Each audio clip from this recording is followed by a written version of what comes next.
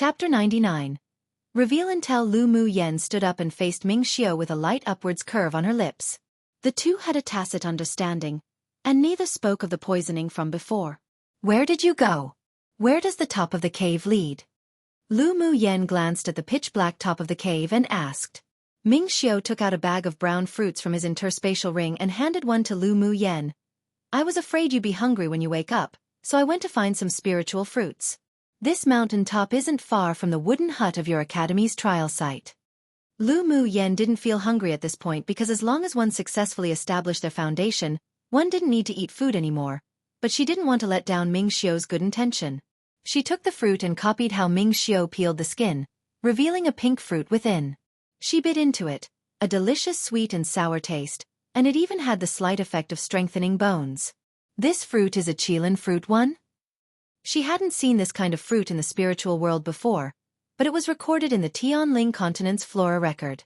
Qilin fruit generally grew in icy places and was exceptionally rare. It had the effect of helping humans and demonic beasts strengthen their bones. With frequent intake, it could even achieve the effect of tempering the body. Yes. I see that your body is as strong as a demonic beast, so you must have cultivated a special body refining skill. I happen to know a place where Qilin fruit grew, so picked it all back. Ming Xiao stuffed the entire bag of Qilin fruit to Lu Mu Yen. Save it and eat it slowly. Lu Mu Yen wasn't quarrelsome either. Ming Xiao didn't refine his body as he used long-range attacks every time he fought, so the effect of this Qilin fruit was more suitable for her. Then thank you very much. Ming Xiao furrowed his brows slightly and his devilishly handsome face approached Lu Mu Yan's, chuckling as he said, We still need a thank you between you and me? A faint pale pink rose on Lu Mu Yan's extremely beautiful face. She took a step back and changed the topic. When will you go to the place where the heavenly frost golden crystal is sublimating? Her heart did move for Ming Xiao, but their relationship still wasn't deep enough to be together just yet. She still had other things to do. Besides, she didn't understand Ming Xiao enough, only that this person was very powerful, had a deep connection to the Ming Chamber of Commerce Alliance, and nothing else. She wanted to go with the flow. If they were interested in each other, they would eventually be together in the future by fate. She preferred feelings that came naturally. Of course, because Ming Xiao was special to her, she didn't reject his closeness. There was a smile in Ming Xiao's long and narrow eyes. This little woman didn't resist his closeness, which was a good start. According to the intel in the reports, there should be another 5 or 6 days left for the formation of the heavenly frost golden crystal. It only takes 3 days from here. I still have to go to a place to find some materials for refining magic tools. Do you want to come with me? Lu Mu Yen thought for a moment, then raised her eyes and said, I want to go back to hand in the second trial mission first, then head to the place where the heavenly frost golden crystal's forming, otherwise I won't make it. Ming Xiao's fire elemental energy comprehension was even deeper than hers, so she had sighed inwardly before, that if this person wasn't a smith, it would truly be a waste.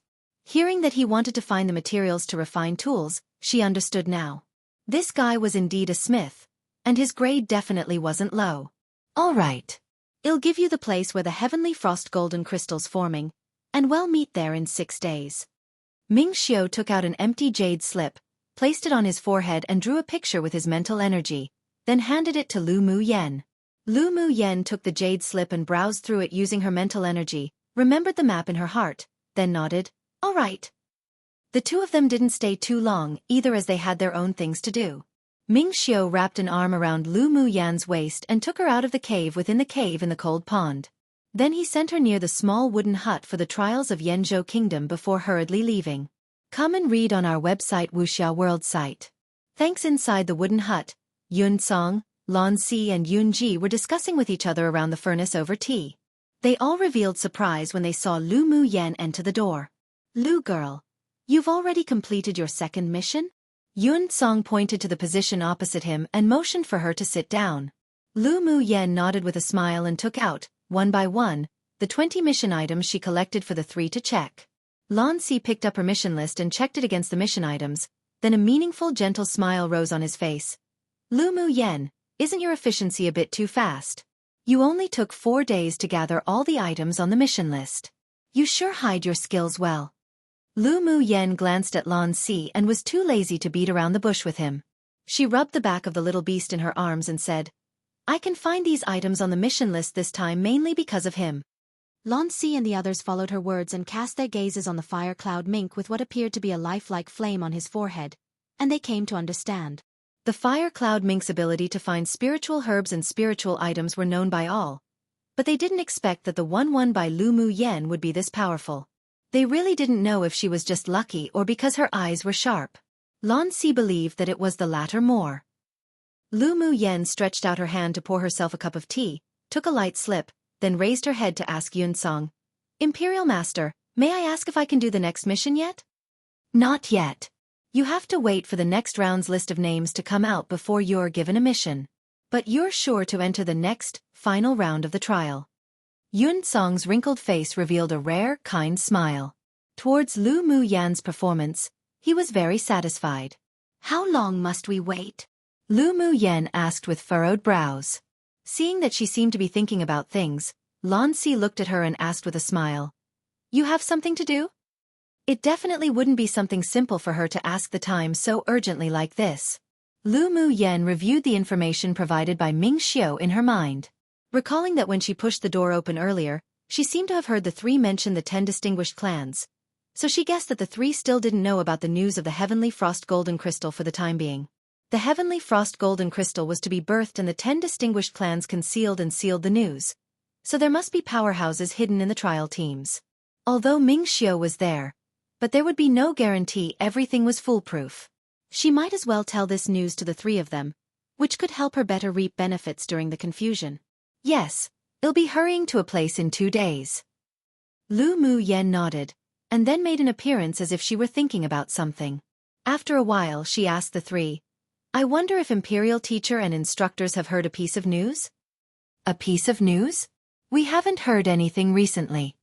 Lan Si exchanged glances with the Imperial teacher and continued, "Lu Mu Yen, don't keep us guessing. Just tell us directly." Lu Mu Yen chuckled softly, took another sip of tea from the cup, then said slowly, "Do you know why the pupils of the 10 distinguished clans came to the glacial mountain range for their trial? We're also curious about that, but we've looked into it and found nothing unusual." Lan Si stared at Lu Mu Yen, then asked solemnly, "Unless Lu Mu Yen you heard something about it?" They also suspected that this time the 10 distinguished clans came to the glacial mountain range with a purpose, but the news sent back by the spies weren't anything unusual. Although they were still sending people to investigate, but Lan Si just felt that Lu Mu Yen discovered some sort of secret. The main purpose of the 10 distinguished clans this time isn't the selection trial, but rather they discovered the location of where the Heavenly Frost Golden Crystal will sublimate, and they're using the trial as a guise to cover for their movements. Lu Mu Yen spoke of the news that even these three didn't know of firmly. "What?" Yun Song and the others looked at Lu Mu Yen incredulously. "Heavenly Frost Golden Crystal." So it was the Heavenly Frost Golden Crystal, that sort of spiritual treasure that was difficult to find even in 1,000 years. No wonder the 10 distinguished clans would seal the news and use selecting the participants for the Continental Tournament for Hegemony as a cover to come to the glacial mountain range for the trial. So it turned out that they indeed had a deeper purpose. One Qilin, also known as Kirin, no real English translation except for unicorn, but unicorn is a different species altogether in China too, aka Du Jiao Shou. Leaving it as the pinyin. Chapter 100. Various parties dispatched the shock in the eyes of the three weren't concealed. Hearing such explosive news made them all unable to sit still. "Lu girl, how did you get this news? Is it accurate?" Yun Song's expression was deep and solemn. Lu Mu Yen nodded with certainty. "I'm certain the news is accurate. But it's not convenient to tell Imperial teacher how I obtained it." For the time being, she didn't want to disclose that she and Ming Xiao knew each other to others. Yun Song knocked on the table lightly. He guessed that Lu Mu Yan's news came from the Ling clan. After all, the 10 distinguished clans sealed the news jointly and they had investigated it for so long yet received no definitive news, so it was impossible for her to obtain this secret from someone else. Lan Si Yunji, what do you two think? Yun Song looked up at the two and asked after a bit, which also fully demonstrated his trust in the two. A smile of interest rose on Lan Si's gentle and refined face. "Such an opportunity, naturally we should go join the fun." The Heavenly Frost Golden Crystal was very useful to him. Since he knew that this thing was being born, then he naturally wanted to go compete for it. "I also think it's necessary to join in the fun." Yun Jis eyes also displayed some enthusiasm and desire. Yun Song nodded, then asked Lu Mu Yen, "Lu girl, do you know the location of where the heavenly frost golden crystal is forming?" "I do. According to the intel, there is still around 6 days left until the formation of the heavenly frost golden crystal." Lu Mu Yen replied with a smile. "With a spiritual item like the heavenly frost golden crystal being formed, I believe that the 10 distinguished clans have also sent out experts in accompaniment. I will send a message to the Empire to ask for reinforcements." Yun Song immediately told the two of them, "Wait one more day, and you two take those students who've completed the second trial mission there. I'll arrive later." "Yes," Lan Si and Yun Ji replied. On the second day, the students participating in the trial returned one after another. Yun Zmo, Lu Mu Bai, Yun Lan, Yun Jin and Xiao Ziong all completed their tasks before night. But what surprised Lu Mu Yen a little was that among the people who returned, aside from Jihan Su and Fu Chen who were within expectations, the winner of the Earth class, who was hostile towards her, named Luxiang also completed the second trial mission. She lowered her eyes to hide the look in her eyes and became more wary of Luxiang in her heart. This woman felt rather not simple to her. At night, as the time ordered by the Imperial teacher arrived, Lan Si announced to those who had returned, "Congratulations to all of you for successfully passing the second round of the trial test. Now I have one important thing to tell everyone." Seeing the confusion in the eyes of the several people, Lan Si also stopped keeping them suspenseful. "We have received reliable intel that the purpose of the 10 distinguished clans coming to the glacial mountain range for the trial is actually not to compete for the quota, but because they discovered where the heavenly frost golden crystal was about to sublimate and form. I will take you there to have a look. This time, it doesn't count as a trial mission. The final trial mission is to be determined and will continue after returning. Of course, if you can get even a tiny amount of heavenly frost golden crystal, then it's considered your fortuitous encounter. You don't have to hand it in to the Academy or Empire." Lan Si then added, "You can choose to go or not to go." Hearing it was the heavenly frost golden crystal, the eyes of those here lit up brightly. No one wanted to miss such a good opportunity, so no one chose to withdraw. "Very well. You have one night to rest. We'll leave early tomorrow morning." Lan Si's gaze swept over them with satisfaction and ordered, "Yes." At night, Lu Mu Yen and Lu Mu Bai, together with the others, sat drinking tea and chatting. Come and read on our website Wuxia World site. Thanks. Drinking a cup of warm tea in such cold weather was very comfortable, so as long as they were within the wooden hut, Lu Mu Yen would make a pot of spiritual tea. "Yenner, did you hear this news from the Ling clan? Or from Yi Qing Han?" Lu Mu Bai felt that it was strange ever since he learned that the news was told to the Imperial teacher and the others by his younger sister. The 10 distinguished clans were together in this, so they definitely wouldn't allow anyone to spread such news this time. That's why he constantly felt that Lu Mu Yan's source for the news wasn't from the Ling clan or the Yi clan. But he couldn't guess who else would know such secret information. "Neither. A friend told me." Lu Mu Yen shook her head but didn't tell them about Ming Xiao. Based on what occurred during the auction last time, her elder brother and the others didn't know that guy. Lu Mu Bai's indifferent eyes grew darker, but he didn't continue to ask any more. "Let's rest first. We still need to hurry over tomorrow." Yun Lan and the others also saw that Lu Mu Yen didn't want to say any more, so after hearing Lu Mu Bai's words, they all sat alone and started to recover their physical strength and elemental energy. Outside the wooden hut, in a place hidden in the thicket, a woman stood under a big tree as if waiting for someone. Not long after, a man in a black cloak appeared next to the woman.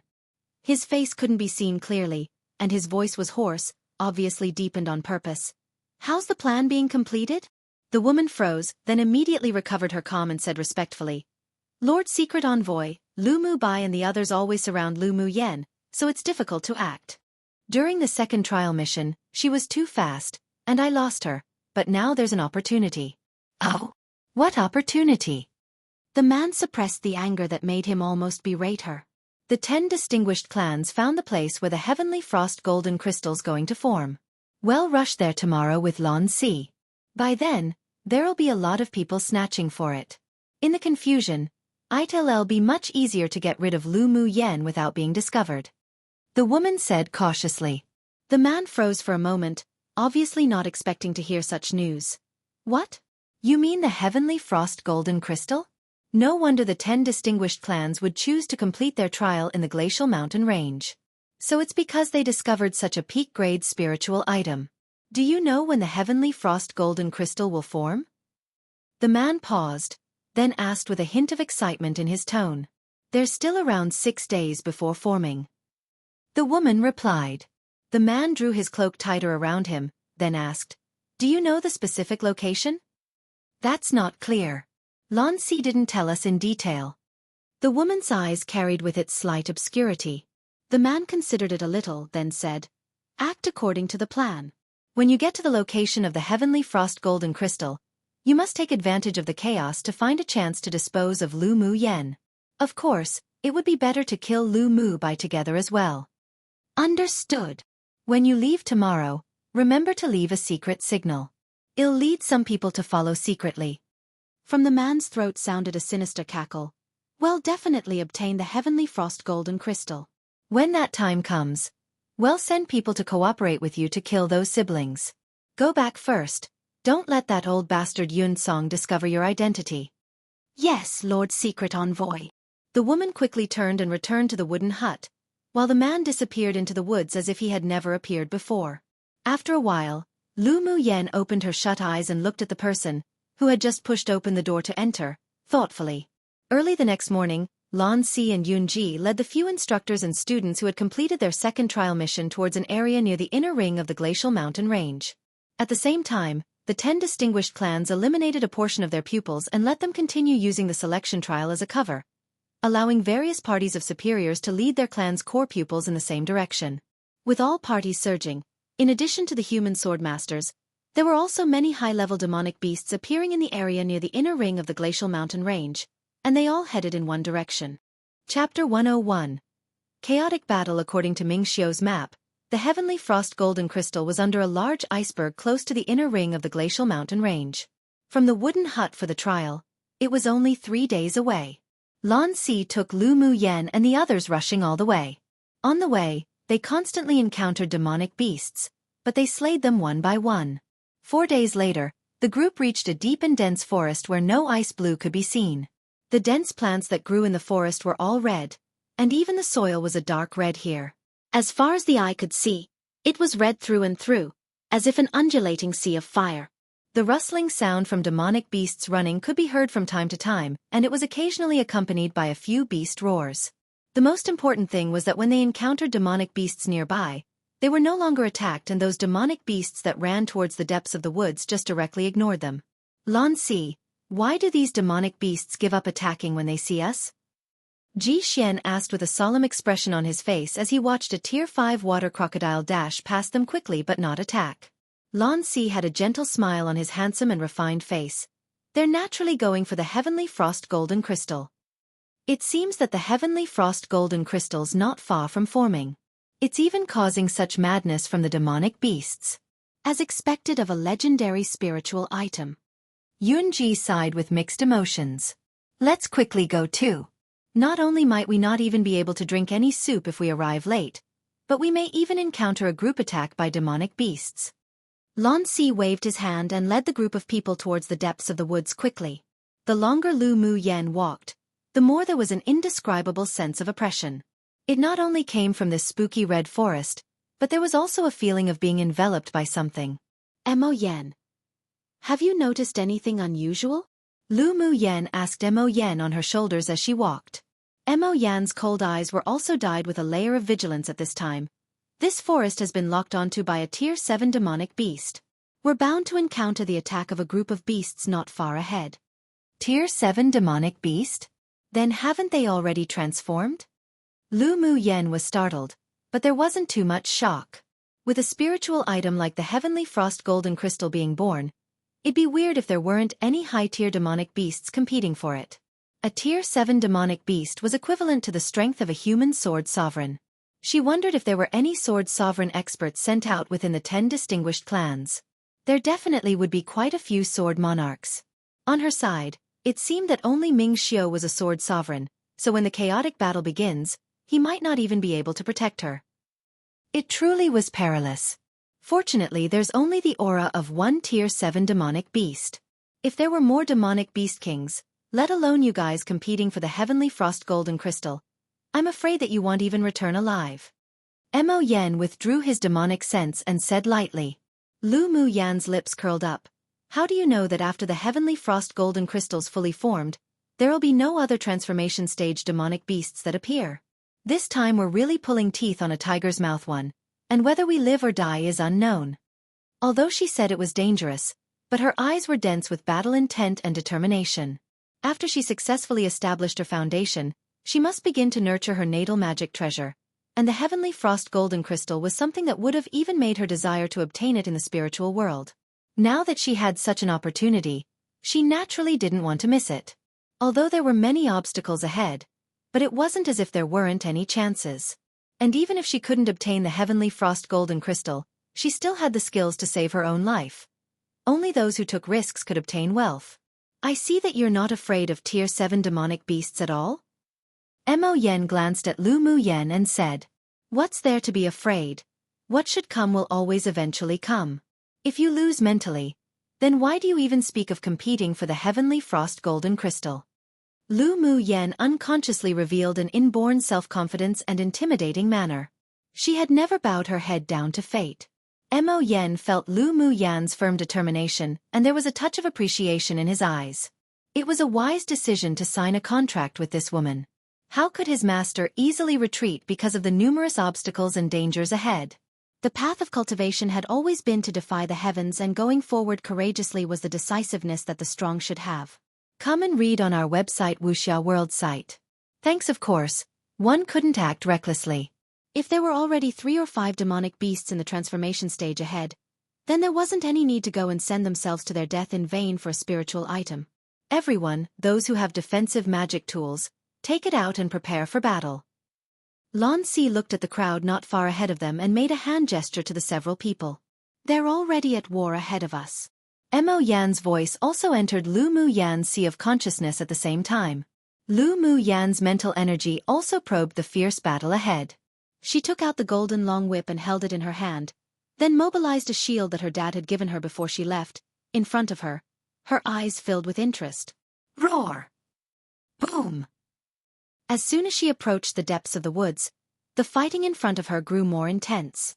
The smile on Lan Si's face had subsided and he instructed everyone, "Let's go have a look. Remember, your life is most important. Be careful." After speaking, he leapt in that direction. Lu Mu Yen and the others also followed him quickly. Around less than a quarter of an hour away, Lu Mu Yen and the others stopped by a rock. The dense red forest ahead had already been razed to the ground by the fight between the humans and demonic beasts. What entered the eyes was a colony of low-level fire ant colony, gushing out like a tide, besieging the elite pupils of the 10 distinguished clans. And their arrival also attracted the attention of the leaders of the 10 distinguished clans. Lan Si, bring your people to help. We'll talk about other things after killing them, otherwise it'll only be a dead end for everyone. The middle-aged man who was acquainted with Lan Si and met in the green forest before resisted the siege of fire ants as he split his focus, yelling towards Lan Si. The elite pupils of the 10 distinguished clans were strong, but the fire ant colony came wave after wave. The sword monarch powerhouses of the clans had all crossed over the fire ant colony to find the queen fire ant to kill, so they could only hold out, but there was already not much elemental energy remaining in them. Now that Lan Si's people were here, whether it was for the heavenly frost golden crystal or not, they naturally had to pull them down the water together too. Otherwise, even if they succeed in breaking out of this siege, they wouldn't allow Lan Si and the others, who looked on doing nothing, to share a bowl of porridge 3. Lan Si also understood this principle. Otherwise he wouldn't bring the students over in such a hurry. All right. We'll withstand a wave for you. You guys go recover quickly. Lan Si yelled to the man, then turned to Lu Mu Yen and the others and said, "Go up and share some of their burden. Use your all. Don't feel like you'll get lucky. This way, we'll be qualified to negotiate with them later." Yes. The several people answered in unison. Not to mention that it was for the heavenly frost golden crystal, just to save their own lives, they also had to go up. The moment they stepped onto this land, the moment they were locked on by the fire ant colony. If the pupils of the 10 distinguished clans were wiped out, it would be their turn next. Let's go directly to the front and let them have a rest to catch their breaths. Yun Zmo, with furrowed brows, said to the group of people as he saw that the pupils of the 10 distinguished clans were currently very tired, and their elemental energy had been exhausted too much, almost to the point that they could hold on no longer. Yes. Right after Lu Mu Yen and the others replied, they leapt up and landed directly at the center of the battle, meeting the fire ant colony as they brandished their magic treasures. One Chinese idiom meaning very dangerous. I mean, just imagine pulling teeth from a wild tiger's mouth when they're not sedated. XD2 get them wrapped up in it as well. English has the saying of dragging someone down with them / me etc. as well.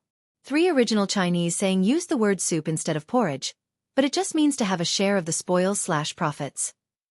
Chapter 102. Save Yi Qinglu. As soon as Lu Mu Yen and the others landed on the ground, they brandished the magic tools in their hands, attacking in a frenzy, temporarily blocking the siege of the fire ant colony in front of them. The elite pupils of the 10 distinguished clans immediately stepped back, taking turns to meditate and restore their elemental energy and physical strength. Those who had pills that replenished elemental energy would occasionally take one out to swallow reluctantly as if their flesh hurt from using one. Lan Si and the several instructors weren't idle either. They quickly joined the battle. While waving his long sword, he asked the middle-aged man, "Where are your sword monarch powerhouses?" "Looking for the queen fire ant. As long as we kill it, we can get out of this trouble. Now we can only bide our time." The middle-aged man repelled a wave of fire ants and replied helplessly. Lan Si nodded and quickly moved beside the middle-aged man to share his burden. The others also took the opportunity to regain their elemental energy and rest for a while. Time passed bit by bit and the people on Lu Mu Yan's side were consuming elemental energy enormously. Even if they took turns to kill with the elite pupils of the 10 distinguished clans, it wouldn't be enough to survive the endless waves of the fire ant colony that surfaced from all directions. They simply couldn't bear this kind of human wave tactic, and many of the pupils' elemental energy were gradually being hollowed out. From time to time, there would also be blood-curdling screams of those that were dragged into the fire ant colony, then quickly drowned and gnawed away, leaving only a skeleton. Those that have pills, take it all out and eat. Saving them will only leave you a dead end. After taking an elemental energy-enhancing pill, the middle-aged man yelled towards the crowd. The elite pupils of the 10 distinguished clans watched their companions bury themselves among the fire ants, and no longer felt pained about using pills. They took out their own to take, replenishing their elemental energy while continuing to battle.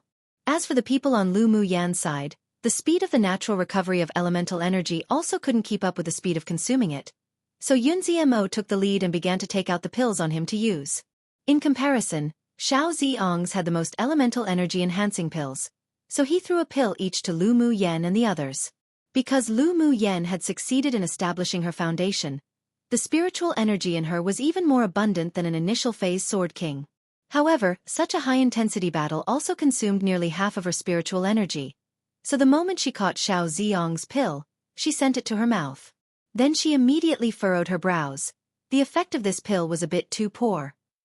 To think it's a grade 2 pill, it was simply not at the same standard as the spiritual energy replenishing pill that she refined.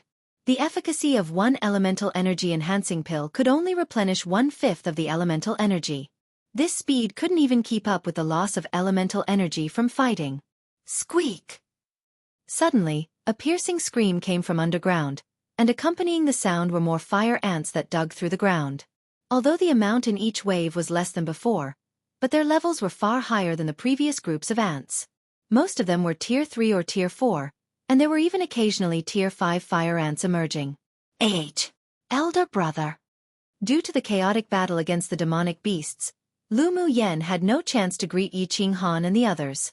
Now she heard a familiar voice not far away. With a turn of her head, she saw that Yi Qinglu was besieged by more than a dozen Tier 4 fire ants, and her calf had been bitten by a Tier 5 fire ant that was more than half a meter long, which suddenly burrowed out from underground. The blood wasn't stopping and the 2 Yi clan pupils that were nearby were simply overwhelmed and couldn't assist. Meanwhile, Yi Qinghan was surrounded by more than 30 Tier 4 fire ants and simply couldn't break free. He could only frantically kill the fire ants that were constantly attacking with bloodshot eyes, desperate to hurry over. But only after moving a little more than a meter, 3 Tier 5 fire ants suddenly emerged from the red earth before him, ground their sharp fangs and attacked him, deliberately blocking his way. Little sister. Yi Qinghan dealt with the 3 Tier 5 fire ants while splitting his focus to pay attention to Yi Qingle's situation. The other pupils and superiors of the Yi clan were all entangled with Tier 4 and Tier 5 fire ants that were constantly emerging from underground. They could barely protect themselves, so they simply had no energy to break free from the obstacles and save her. Seeing that the circle magic treasure in Yi Qingle's hand was knocked down by another Tier 5 demonic beast that appeared on her side, the surrounding fire ants quickly wanted to submerge and swallow her. Yi Qinghan yelled and tried to free himself using all he had to save her, but there were simply too many fire ants. Just as he killed one, there would be another 2 more to besiege him. His sword aura was constantly being brandished, but his pace simply wasn't fast enough. Come and read on our website Wuxia World site. Thanks. His body trembled slightly, his heart palpitated fiercely, and his eyes were bloodshot, staring at Yi Qingle being besieged by fire ants. Yi Qingle's situation also attracted other people's attention. After all, she was the treasured daughter of the Yi clan's patriarch, and if something went wrong with her, no one could explain themselves. But because everyone was entangled by multiple fire ants, no one was able to rescue her and could only watch her, with her pale face, being pushed to the ground by a few Tier 4 fire ants. 2 Tier 5 fire ants swiftly stepped forward, ground the 2 ferocious fangs in their mouths, then one of them lowered its head, opened its mouth, and bit towards her head. "Little sister." Yi Qinghan's voice was desperate. Ignoring the besieging fire ants, he wanted to quickly rush over, but he was still dragged back by a few Tier 5 fire ants, and was even bitten on his back a few times. Yi Qingle's face was pale and there was a touch of despair in her eyes. She didn't expect that she would be buried in the mouths of these fire ants today. She fixedly looked in Yi Qinghan's direction, her little face full of reluctance to go. Pa! Just when everyone thought that Yi Qingle was going to be eaten by the 2 Tier 5 fire ants, a ghost-like white figure suddenly flashed a few times and landed in front of Yi Qingle. A beam of golden light flickered and the Tier 5 fire ant that was about to bite down on Yi Qingle's head was whipped more than 3 meters away. Such a breathtaking scene made everyone feel slightly relieved. Only after the white figure landed were they surprised to discover that it was actually Lu Mu Yen. Elder sister Mu Yen. Yi Qingle was already prepared to die, but she didn't expect that Lu Mu Yen would arrive to save her. A layer of mist rose in her eyes as if she had found a backbone. Lu Mu Yen hurriedly approached Yi Qingle and pulled her back more than 10 steps away to avoid the attack of the other Tier 5 fire ant behind her. She furrowed her arched brows and looked at the many bite wounds on Yi Qingle's leg where blood flowed incessantly. She immediately took out a bottle of powdered medicine and scattered the powder on her wound, helped her up, then said, "Qinglu, don't be afraid, I'm here." "Yes, elder sister Mu Yen, be careful." Yi Qingle sniffed and forcefully held back the tears in her eyes. She couldn't let Lu Mu Yen be distracted. Seeing Lu Mu Yen suddenly come to save his younger sister like a female celestial, Yi Qinghan's heart that was in despair gradually came back to life, and that white figure was also deeply imprinted in his heart. Snap! Snap! The Tier 5 fire ant that was whipped away was completely angered now. A human woman with a cultivation base 1 tier lower than itself actually dared to treat it in such a way. It was unforgivable. It ground its fangs as it leapt towards Lu Mu Yen rapidly. Seeing that it was robbed of its food, the Tier 5 fire ant that was about to bite Yi Qingle from behind also became angry. With a roar, it besieged them again together with the encircling Tier 4 fire ants. Lu Mu Yan's eyes grew cold, took out a white porcelain bottle and stuffed it in Yi Qingle's hands. "Quickly, take it all to restore your elemental energy." Then she waved the golden long whip and greeted the dozen or so fire ants that had come up to encircle her. Her black eyes that were originally as bright as the stars now had a sliver of unbridled battle-intent surface in them, mixed with endless icy coldness. Pa! Pa! The others watched as the whip in Lu Mu Yan's hands were as if it had come to life, whipping away each fire ant that approached her and Yi Qingle one by one. What was even more shocking and unexpected was that, as if it had grown eyes of its own, each whip would directly pierce through a Tier 4 fire ant's head, wrap around the crystal core, and pull it right out. In just a moment, the bodies of Tier 4 fire ants piled up all around her. The 2 Tier 5 fire ants already bore elementary intelligence, so seeing that she was so bold and powerful, they immediately stopped in their steps and made a few high, shrill cries towards the sky. Then all one saw were the many fire ants, that besieged the others, turn and quickly crawl in Lu Mu Yan's direction. Countless low-level fire ants also surfaced out of the ground to surround Lu Mu Yen and Yi Qingle, narrowing the attack range bit by bit. "Yenner! Mu Yen!" Several anxious and panicked voices of men sounded around, But because of the influx of fire ants that encircled Lu Mu Yen and Yi Qing Lu, even if the others wanted to turn around and help, it would be difficult to break though for a while. At this time, there was only one thought in everyone's mind. Lu Mu Yen was done for. Chapter 103. Prodigal Lady. With Lu Mu Yen besieged, Lu Mu Bai, Yunlan and the others were all extremely anxious. They quickly slayed the surrounding fire ants and wanted to step forward to rescue her. But there were simply too many ants and too few people. No matter how madly they killed them, they were still held back. Yi Qing Han split the two Tier 5 fire ants before him into halves and ran towards the group of fire ants. But as soon as he approached the periphery of the battle ring, he was encircled and suppressed by the frenzied fire ants that had spun around. Lu Mu Yen waved her golden long whip continuously, and occasionally leapt up and used her powerful body to physically face off against two Tier 5 fire ants who wanted to sneak attack her. The two Tier 5 fire ants, with extremely tough bodies that shone with a cold red glow all over, when colliding with Lu Mu Yen, were repelled back, and their eyes revealed some confusion. When did the body of a human become so strong and hard? Yi Qing Lu ate all the pills that Lu Mu Yen had given her. As soon as the pills were taken, it turned into boundless elemental energy that spread throughout her meridians, and her dry dantian was quickly replenished. Her eyes lit up, and the moment her elemental energy was replenished, she beckoned with her hands to the magic treasure rings on the ground.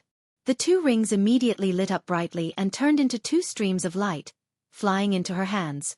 The wound on her leg also stopped bleeding thanks to Lu Mu Yan's medicinal powder. Even the torn opening was slowly healing.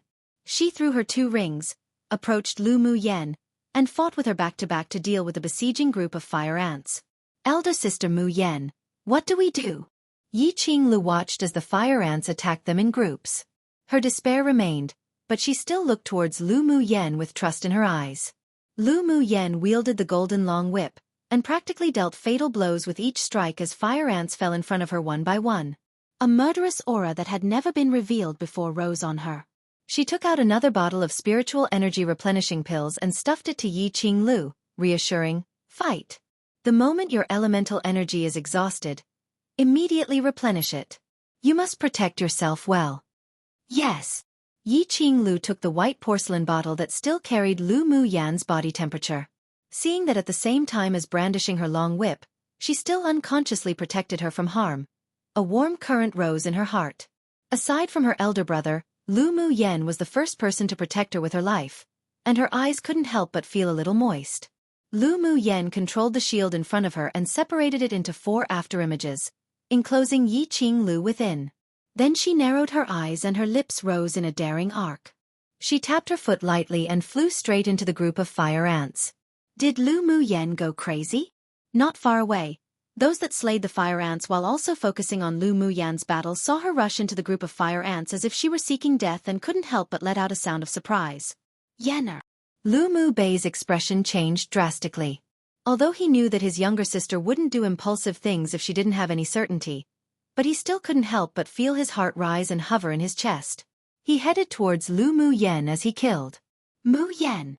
Yunlan, Qi Yixian and the others were also taken aback by her actions. Such behavior was undoubtedly suicide. What was wrong with her?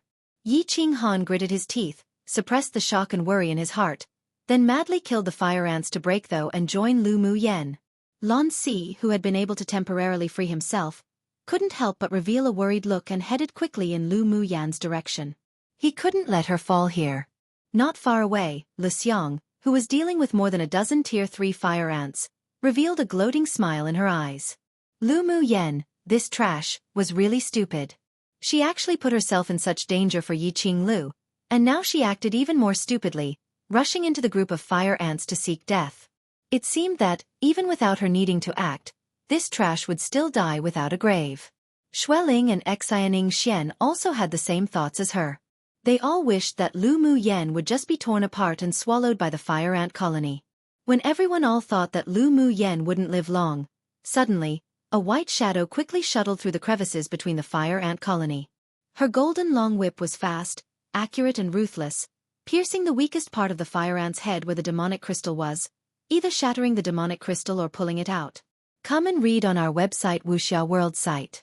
Thanks. What stunned everyone even more was the fact that she frantically waved the long whip in one hand while holding a white porcelain bottle in the other, constantly pouring pills into her mouth. The fragrance of pills overflowed, and the people surrounding her who smelled the serene scent within the pills were shocked. This was definitely a high-level pill that was even more effective than the elemental energy-enhancing pill. How does she have so many? Lunatic. Lu Mu Yen, this woman's a lunatic. The elite pupils of the 10 distinguished clans couldn't help but sigh with mixed emotions as they watched Lu Mu Yan's desperate killing of the high-level fire ants at close range. Even when her body clashed against the hard shell of the fire ant, she was not at all inferior. In fact, her bodice toughness was even stronger. What left them most speechless was that after this woman finished a bottle of pills, she would immediately take out another bottle, and then crazily pour it into her mouth as if she didn't want money one. Occasionally, she even freed some time to toss white porcelain bottles after white porcelain bottles of pills towards Lu Mu Bai and the others who were heading over to help her, and even shouted words that made their flesh hurt. "Eat as much as you want, I promise there'll be enough." Was this meat? She even said to eat as much as they want and that she'll have enough. Xiao Ziong caught a bottle of pills and quickly poured one into his mouth. It melted instantly, and his mouth was full of the refreshing medicinal fragrance. His elemental energy was also quickly replenished.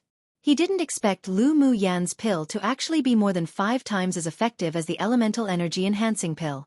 Just what kind of pill was this? It was truly amazing. Wait, that's not right. Lu Mu Yan, this prodigal woman, was truly crazy. How could she waste such a pill like this? Lu Mu Yan, you lunatic woman, don't be so prodigal. Save a bit. Save a bit. Xiao Ziong put the bottle away and shouted to Lu Mu Yan. As an alchemist, he firmly could not tolerate such prodigal behavior. Lu Mu Yan, this woman was just a complete prodigal lady. She might not feel distressed, but he felt distressed for her. Lu Mu Yan poured a few pills into her mouth, then when she heard Xiao Ziong's shout, the corner of her lips couldn't help but twitch. Just look at what's happening right now, and he still wants to fuss about this? She lacked everything, but she just didn't lack this sort of low-level pill. Before coming to the glacial mountain range, she had already thought of numerous hazards, bought a bunch of spiritual herbs, and refined nearly 100 bottles of spiritual energy replenishing pills for emergencies. Idiot! Hearing Xiao Ziong still yelling, Lu Mu Yan glanced at him disdainfully and cast a look that made him shut up. Xiao Ziong felt that he was going crazy. Lu Mu Yan, that prodigal lady, just what sort of look was that? Was this how one squandered? Those were pills, not candy. Lu Mu Yan would naturally ignore Xiao Ziong's lamenting look. As soon as her spiritual energy was exhausted, the pills would immediately follow to replenish it. The golden long whip in her hand didn't stop for a moment, and whip by whip, it stabbed towards the fire ants around her. All everyone saw was a woman in white with an elegant figure, nimbly waving her long whip that shimmered with golden light. Her figure, like a ghost, wandered, unbridled, through the fire ant colony. Wherever she went, there would definitely be a fire ant with a bloody hole on its head where its demonic crystal had been lost. The thing that drove them completely nuts was that every few moments she would take out a bottle of pills, that even made them be unable to restrain their desire for it, then pour them into her mouth as if she didn't want money. How wild and arrogant her attitude was, and yet she gave people a feeling that this was how she was meant to be. But many people were still bleeding in their hearts. Lu Mu Yan, could you not be so luxurious? Many people had the urge to go up and snatch the porcelain bottle from her hand to stop her prodigal behavior. This woman wasn't only a complete battle lunatic, but also a complete prodigal lady. This was the deepest impression that Lu Mu Yan left on the elite pupils of the 10 distinguished clans during this battle. One popular Chinese colloquial saying that basically means someone doing something just completely without a care, usually used to describe someone doing something that appears really stupid and unprofitable. Chapter 104.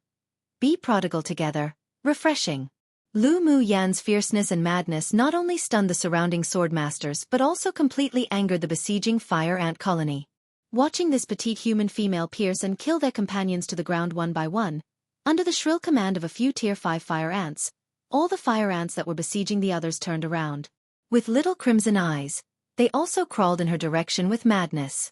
Standing on Lu Mu Yan's shoulder, Mo Yen was always ready to release the pressure of a king-class demonic beast, using his innate talent to suppress them. But he didn't want to expose it in front of all these people unless it was the last resort. Otherwise it'd be detrimental to Lu Mu Yan. What are you all doing looking stunned? Yi Qinghan finally broke through to Lu Mu Yan's side and stood side by side with her in a protective stance. Looking at the fire ants attacking frantically, He furrowed his brows and ordered the Yi clan pupils. All Yi clan pupils are to immediately kill these fire ants. Offenders shall be dealt with according to the clan disciplines. Obeying the young lord's command, the Yi clan's people who were dumbfounded by Lu Muyan's behavior heard Yi Qinghan's roar and came back to their senses. They took up their magic treasures and leapt towards the periphery of the battle ring to slaughter the fire ants. The fire ants had only one target right now, and that was the female in white who was maneuvering around within the battle ring, so they completely ignored the humans who came up to attack from behind. Following the shrill of the Tier 5 fire ants, the fire ants rushed forward desperately as if they didn't want their lives, just wanting to tear Lu Mu Yan into pieces. Lu Mu Bai and his party broke through close to Lu Mu Yan's location around the same time as Yi Qinghan arriving beside her. But right now, the other fire ants didn't care about them and only wanted to maniacally bite Lu Mu Yan to death. Meanwhile, they also freed themselves and surrounded Lu Mu Yan to kill the swarm of fire ants. When the Ling clan saw this, their expressions also changed. Ling Fei Hao and Ling Fei Li directed their clan's pupils to join the battle ring to help. Shi Feng's gaze kept falling on the porcelain bottle in Lu Mu Yan's hand. Seeing that the fire ant colony had gone crazy, he made a hand gesture to the Shi clan's people, tapped his toes, and flew into the battle ring.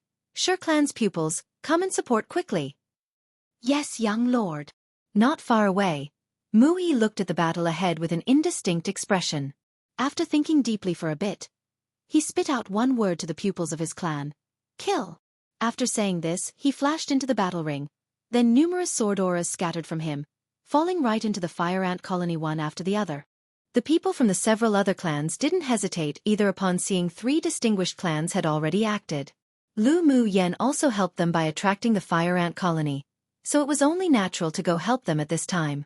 Lu Mu Yan exploded with the strength of a sword king with only the cultivation base of a sword spirit, which impressed many elite pupils. Her prodigal behavior of taking pills also made them wring their wrists in pity but also excitement. As a result, many people had their minds focused on befriending her. After all, for being able to take out so many high-level pills that replenish elemental energy, the alchemist behind her definitely wasn't low in grade.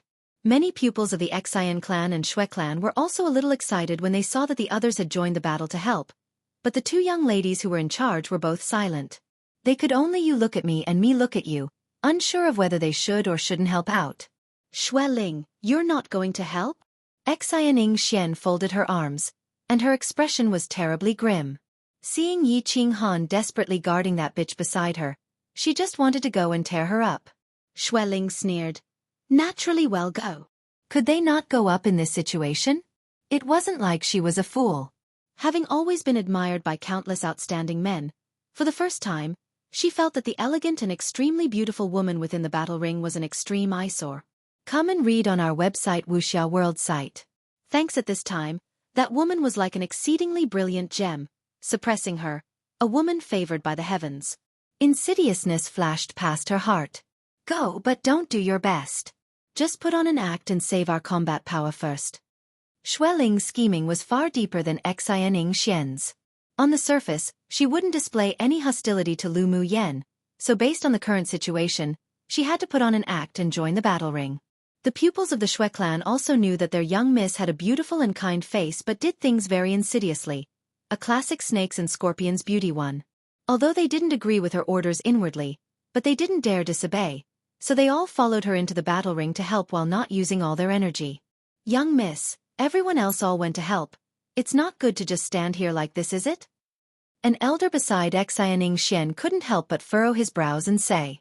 He knew that Xian Xian was highly arrogant and loved the young lord of the Yi clan so deeply that she couldn't help herself, but how could she be controlled by her emotions at this time? If the people from the other clans in Yanzhou Kingdom resolved the fire ants and only the Xian clan watched on the sidelines, then ITLL inevitably aroused disgust against them. Xian Xian wasn't an idiot either. She concealed the killing intent in her eyes and nodded to everyone in the Xian clan. Go, just act it out like the Shui clan. Yes. Hearing that Xian Xian hadn't lost her reason because of Yi Qinghan's situation yet, the rest all felt a sense of relief. From their perspective, Yi Qinghan's actions to protect Lu Mu Yan was only normal. After all, Lu Mu Yan was trapped in the battle ring by the fire ants because she went to save his younger sister. But no one dared say anything in fear of angering their temperamental eldest young Mississippi. The The targeted attacks of the fire ant colony saved the other people a lot of trouble. They only needed to kill them one by one from the back, and they rarely encountered any counterattacks. When their elemental energy was almost exhausted, they would take turns to replenish and rest. After all, they weren't as prodigal as Lu Mu Yen, and they didn't have that many pills on them to squander either. This was precisely the disparity between them. Mo Yen, can you detect whether the Sword Monarch powerhouses of the 10 distinguished clans have found the Queen Fire Ant or not? Lu Mu Yen dealt with the fire ant colony that had gone completely insane as she asked Mo Yen telepathically. To continue like this simply wasn't a good idea. The amount of fire ants in the colony was simply enormous. Even if there wasn't a shortage of spiritual energy replenishing pills in her interspatial ring, but if this sort of exhaustive battle didn't end soon, even she wouldn't be able to support herself for long, not to mention those that didn't have that many pills. Mo Yen looked deeply into the distance, released a part of his demonic sense, then replied after a while. Hold on for another quarter of an hour, the battle over there will be over soon. Lu Mu Yen pressed her lips together, then took out a few bottles of pills and threw them to Yi Qing Han and the others one by one. As soon as you exhaust your elemental energy, take it. Don't save it. The battle should be over in another quarter of an hour at most. Yi Qing Han and the several people took the pill bottles. Although they were surprised by how she judged that the battle was about to end, but they had an inexplicable sense of trust towards her. She told them not to save it, so they weren't quarrelsome either. They poured the pills in their hands into their mouths one after the other, copying Lu Mu Yen. A stream of pure and vast elemental energy instantly replenished their dantian. The sword auras they waved was even stronger and powerful as well. The behaviors of the several people also attracted the attention of the other elite pupils, and they all displayed envious looks towards them. It turns out that behaving like a prodigal is so refreshing. No wonder Lu Mu Yan's so fond of this path. Yun Jin poured a bottle of spiritual energy replenishing pills into his mouth, and felt the elemental energy in his body completely fill in a short amount of time. He couldn't help but sigh with complex feelings. Xiao Ziong looked at the several people, who all copied Lu Mu Yen in squandering, as if his flesh hurt. He couldn't resist holding his forehead. Finally, he gritted his teeth and poured the entire bottle of pills into his mouth. His eyes lit up immediately as continuous streams of elemental energy replenished his dantian, and he instantly felt that he had the explosive power to fight again. Seeing the envious, jealous and hateful gazes cast on them from many of the surrounding people, he swallowed his saliva, but the excitement in his heart was simply beyond words. As it turns out, this sort of luxurious squandering really was refreshing. There's a description in Chinese that translates to having a heart of a snake and scorpion, which means they're as venomous as snakes and scorpions. A vicious person. Same here. Chapter 105. You look down on our Xan clan? Close to a quarter of an hour later, with Lu Yan as the center, the corpses of the fire ants piled up into small hills. The elemental energy of many people were almost all exhausted, but their surrounding area was still densely packed with crimson ants, like tides. Lu Mu Yen kept maneuvering through the fire ant colony with calm eyes, thinking that it should be around time. Sure enough, a harsh piercing cry suddenly reverberated in the air, carrying the whine and pressure of an advanced phase Tier 6 demonic beast, which was many times stronger than the Tier 5 demonic beast's cry from before. Screech, screech! The surrounding fire ants heard the high-pitched voice filled with despair and immediately stopped attacking Lu Mu Yen. Their sharp fangs ground together and created a sound that made one's hair stand on end. The leading Tier 5 fire ant's eyes grew bloodshot and in order to respond, also raised its head and shrieked a few times. Afterwards, the high-level fire ants quickly lowered their heads and burrowed into the red soil one by one while the low-level fire ants also scattered and followed without hesitation. Their queen had let out a desolate scream, and the cry for help grew louder and louder each time. All the fire ants were anxious and wanted to rush to the queen's nest, so they ignored Lu Mu Yen and the rest completely. The colony of ants came quickly and left quickly as well. In only a few breaths, they had all burrowed into the ground and disappeared. Some pupils who had no idea what was happening were still brandishing their swords as they watched their opponents disappear, dumbfounded. What's going on? Why did they all run away? The elders have successfully found the queen fire ant who controls the fire ant colony. They're going back to rescue it. The originally ugly expression of the middle-aged man who was acquainted with Lan Si grew slightly better. They finally withstood it. Hearing his words, many people couldn't help but feel relieved. They slumped to the ground and panted, resting. Although they were all elite pupils of the 10 distinguished clans and had encountered many dangers during their trial, but this was the first time they've experienced something like what happened today. Pupils of the 10 distinguished clans, do a quick head count and report to me a list of the deaths. The middle-aged man's eyes swept over the corpses that had been chewed on until only bone was left inside. This time, the loss was a bit severe. After his words fell, many people revealed looks of lingering fear in their eyes. When they discovered that there were a lot of missing companions, they felt a sorrow they had never felt before. Those that lost their brothers or sisters even couldn't help but weep silently. At this time, Lu Mu Yen was also sitting on the ground, pouring a bottle of pills into her mouth, quickly recovering her elemental energy, allowing herself to maintain her peak state at all times. Seeing that the battle was over yet she was still pouring pills into her mouth as if she didn't want money, Xiao Ziyang couldn't help but twitch the corner of his lips, saying, "Lu Mu Yen, the battle's already over, why are you still eating pills?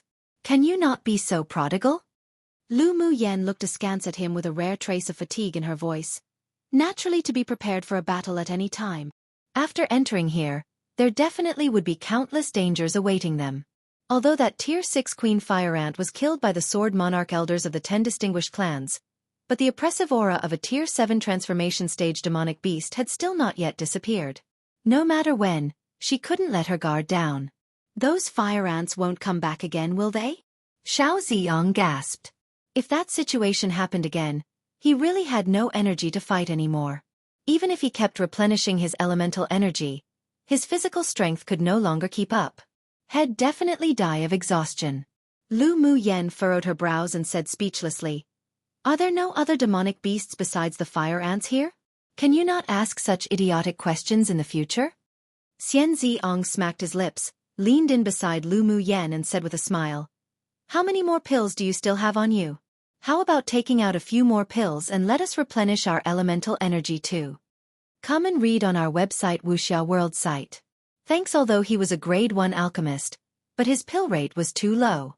There were at most only 1 or 2 pills in each batch, and he couldn't even guarantee that he wouldn't waste a batch either.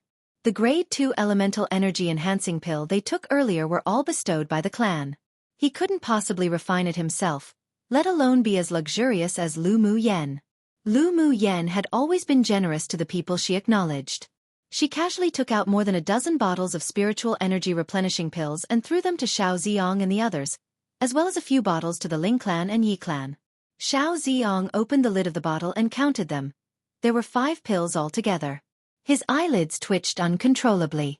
Why was it that the pills that were exceptionally precious in their hands were so worthless in her hands? Comparing oneself to another could definitely infuriate oneself to death. He carefully poured one out and put it in his mouth, then meditated to recover elemental energy, not acting so prodigal like he did during the battle earlier. Such a luxurious act certainly was refreshing, but in retrospect, his flesh still hurt badly.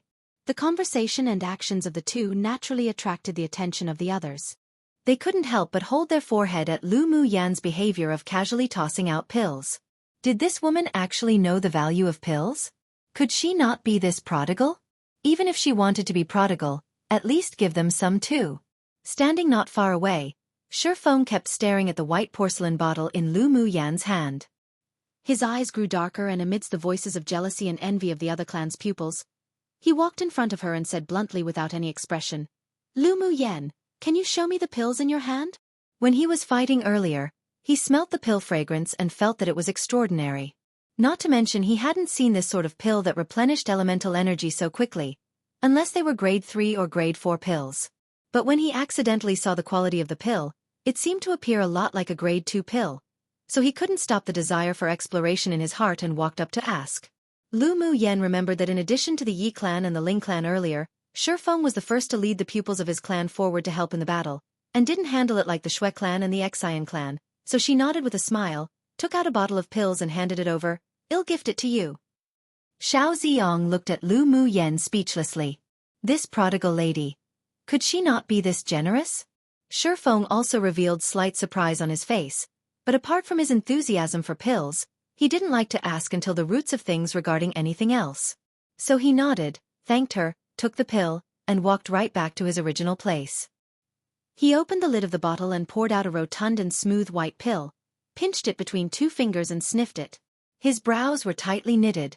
Then he put it in his mouth. Immediately, his eyes that usually didn't display much emotion revealed an indescribable shock. Looking at his expression, everyone knew that this pill was extraordinary, and they all cast their gazes to Lu Mu Yen. Young lord, eldest lord sure could even obtain a bottle. We also went up to help fight just now. How about you also try? A young man beside Mu Yi squinted and urged. Mu Yi chuckled, and a meaningful arc rose on his handsome face. Sure. After saying that, he walked straight to Lu Mu Yen. Lu Mu Yen raised her head and looked at Mu Yi, who walked over. She also knew what he wanted to do, so she directly took out a bottle of spiritual energy replenishing pills and handed it to him. I'll also gift you guys a bottle too. Mu Yi took the white porcelain bottle with a thoughtful look and said with a smile, Lu Mu Yen, you're very interesting, thanks. Lu Mu Yen was too lazy to guess what he meant by interesting. But when she glanced at the surroundings to check for any unusual activities, she discovered that the decision-makers of the various distinguished clans were all waiting to act. She took out 6 more bottles and stuffed it to Xiao Ziong, saying, Go give these 6 bottles of pills to the other clans aside from the Shui clan and Xian clan. Have you gone crazy? Xiao Ziong hugged the porcelain bottle like a hen guarding her chicks. His eyes opened wide. Lu Mu Yen looked askance at his stupid appearance, displeased, and said in an impatient voice, Don't be so short-sighted. With just this bit of pills and you can't find north, south, east, west anymore? Go quickly. Xiao Xiong feared that she would scheme against him, so he stood up and reluctantly went to deliver the pills. Except, when he just finished the delivery and sat back down in his original position, he heard an angry voice sound. Lu Mu Yen, are you looking down on our Xian clan? Chapter 106. Tear apart all pretenses. As soon as Xianing Xian's words fell, everyone's gazes fell on Lu Mu Yen. Lu Mu Yen raised her head, her eyes as indifferent as before, and her voice was cold. Young Miss Xan must have mythomania. Starting from Feng asking for pills, she had already decided on gifting pills. With how she took out so many spiritual energy replenishing pills earlier to use, she naturally attracted the attention of the people in the 10 distinguished clans. Instead of hiding it and tucking it away, it was better to gift them out generously. Aside from the Shui clan and Xian clan, the pupils in the other clans bore no hostility towards her, not to mention any grudges. On one hand she bought people's hearts and on the other hand, it was a kind of intimidation. Except for people close to her, everyone else all thought that her pills came from that mysterious master. Being able to produce so many grade 2 spiritual energy replenishing pills was also a way to tell everyone that the master no one had seen before pampered her very much. Those who wanted to target her and the Lu clan should weigh their consequences first. She wasn't afraid of provoking anyone, but if she could use a tiger skin to be her banner one, then she naturally wouldn't be so stupid as to tell everyone that the pills were refined by herself and that there simply wasn't any mysterious master behind her. Xianing Xian was choked by Lu Mu Yan's words, especially when she saw Yi Qing Han cast a cold and displeased look at her. Her entire chest felt ablaze with anger, and jealousy almost made her lose all reason and go up to tear Lu Mu Yen apart. If you don't look down on the Xian clan, then why did you gift pills to the 10 distinguished clans, all but the Xian clan and Shui clan? Xianing Xian was able to get along so well in the Xian clan like fish in water not only because of her father. She was wild and arrogant but wasn't completely brainless. After thinking a little, she suppressed the anger in her chest and pulled the Shui clan down the water together. After hearing Xianing Xian's words, both the Xian clan and the Shui clan's pupils revealed indignant expressions. By doing this, Lu Mu Yen was literally slapping the faces of their 2 clans. That's right. I also want to know why young Miss Lu would treat our 2 clans so discriminatorily?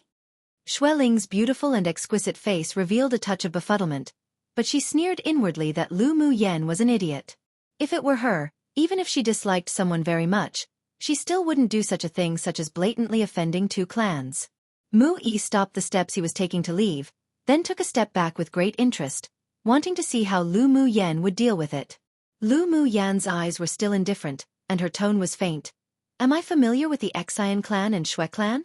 Why must I gift you guys pills? Seeing the indignant gazes of the pupils of the 2 clans, she sneered and said, Just how much effort your 2 clans put in during the battle earlier is clear to everyone, so why must you openly discuss it and find unhappiness in it for yourselves? Young Miss Lu, you must have spoken incorrectly? Shui Ling brushed away the dust on her sleeves and said coldly, The group of fire ants besieged you, But we kindly went up to help you. Regardless of how much effort we put in, it's still a show of our goodwill. Who would have thought that it was our fault now, and even made you hate us? Young Miss Shui really is a master of inverting black and white. I am ashamed that I am inferior. Lu Muyen raised an eyebrow and looked at Xueling, the coldness in her eyes not concealed at all. Was that group of fire ants besieging me at first? From the very beginning, we, from Yanzhou Kingdom, were the first to help and rescue you guys from the siege. It shouldn't even be your turn if we're discussing goodwill, right? Furthermore, the pills are my own. I'll give it to whoever I like. I just simply think that you're not pleasing to the eye, so I don't want to gift it. So where comes the favoring someone and discriminating against another? The situation of Xueling annulling the engagement between her and Ling Fei Yang was known by all. She just simply considered this woman not pleasing to her eyes, and she was even less afraid to speak it out loud and offend this extremely hypocritical woman. Lu Muyen, are you trying to tear apart all pretenses with the Xian and Shui clan?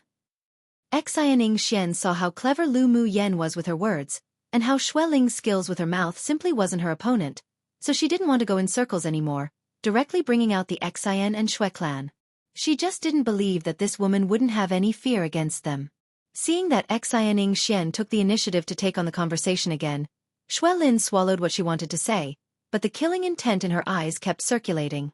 Lu Muyen chuckled, and there weren't any ripples in her eyes as she spoke gently, completely indifferent.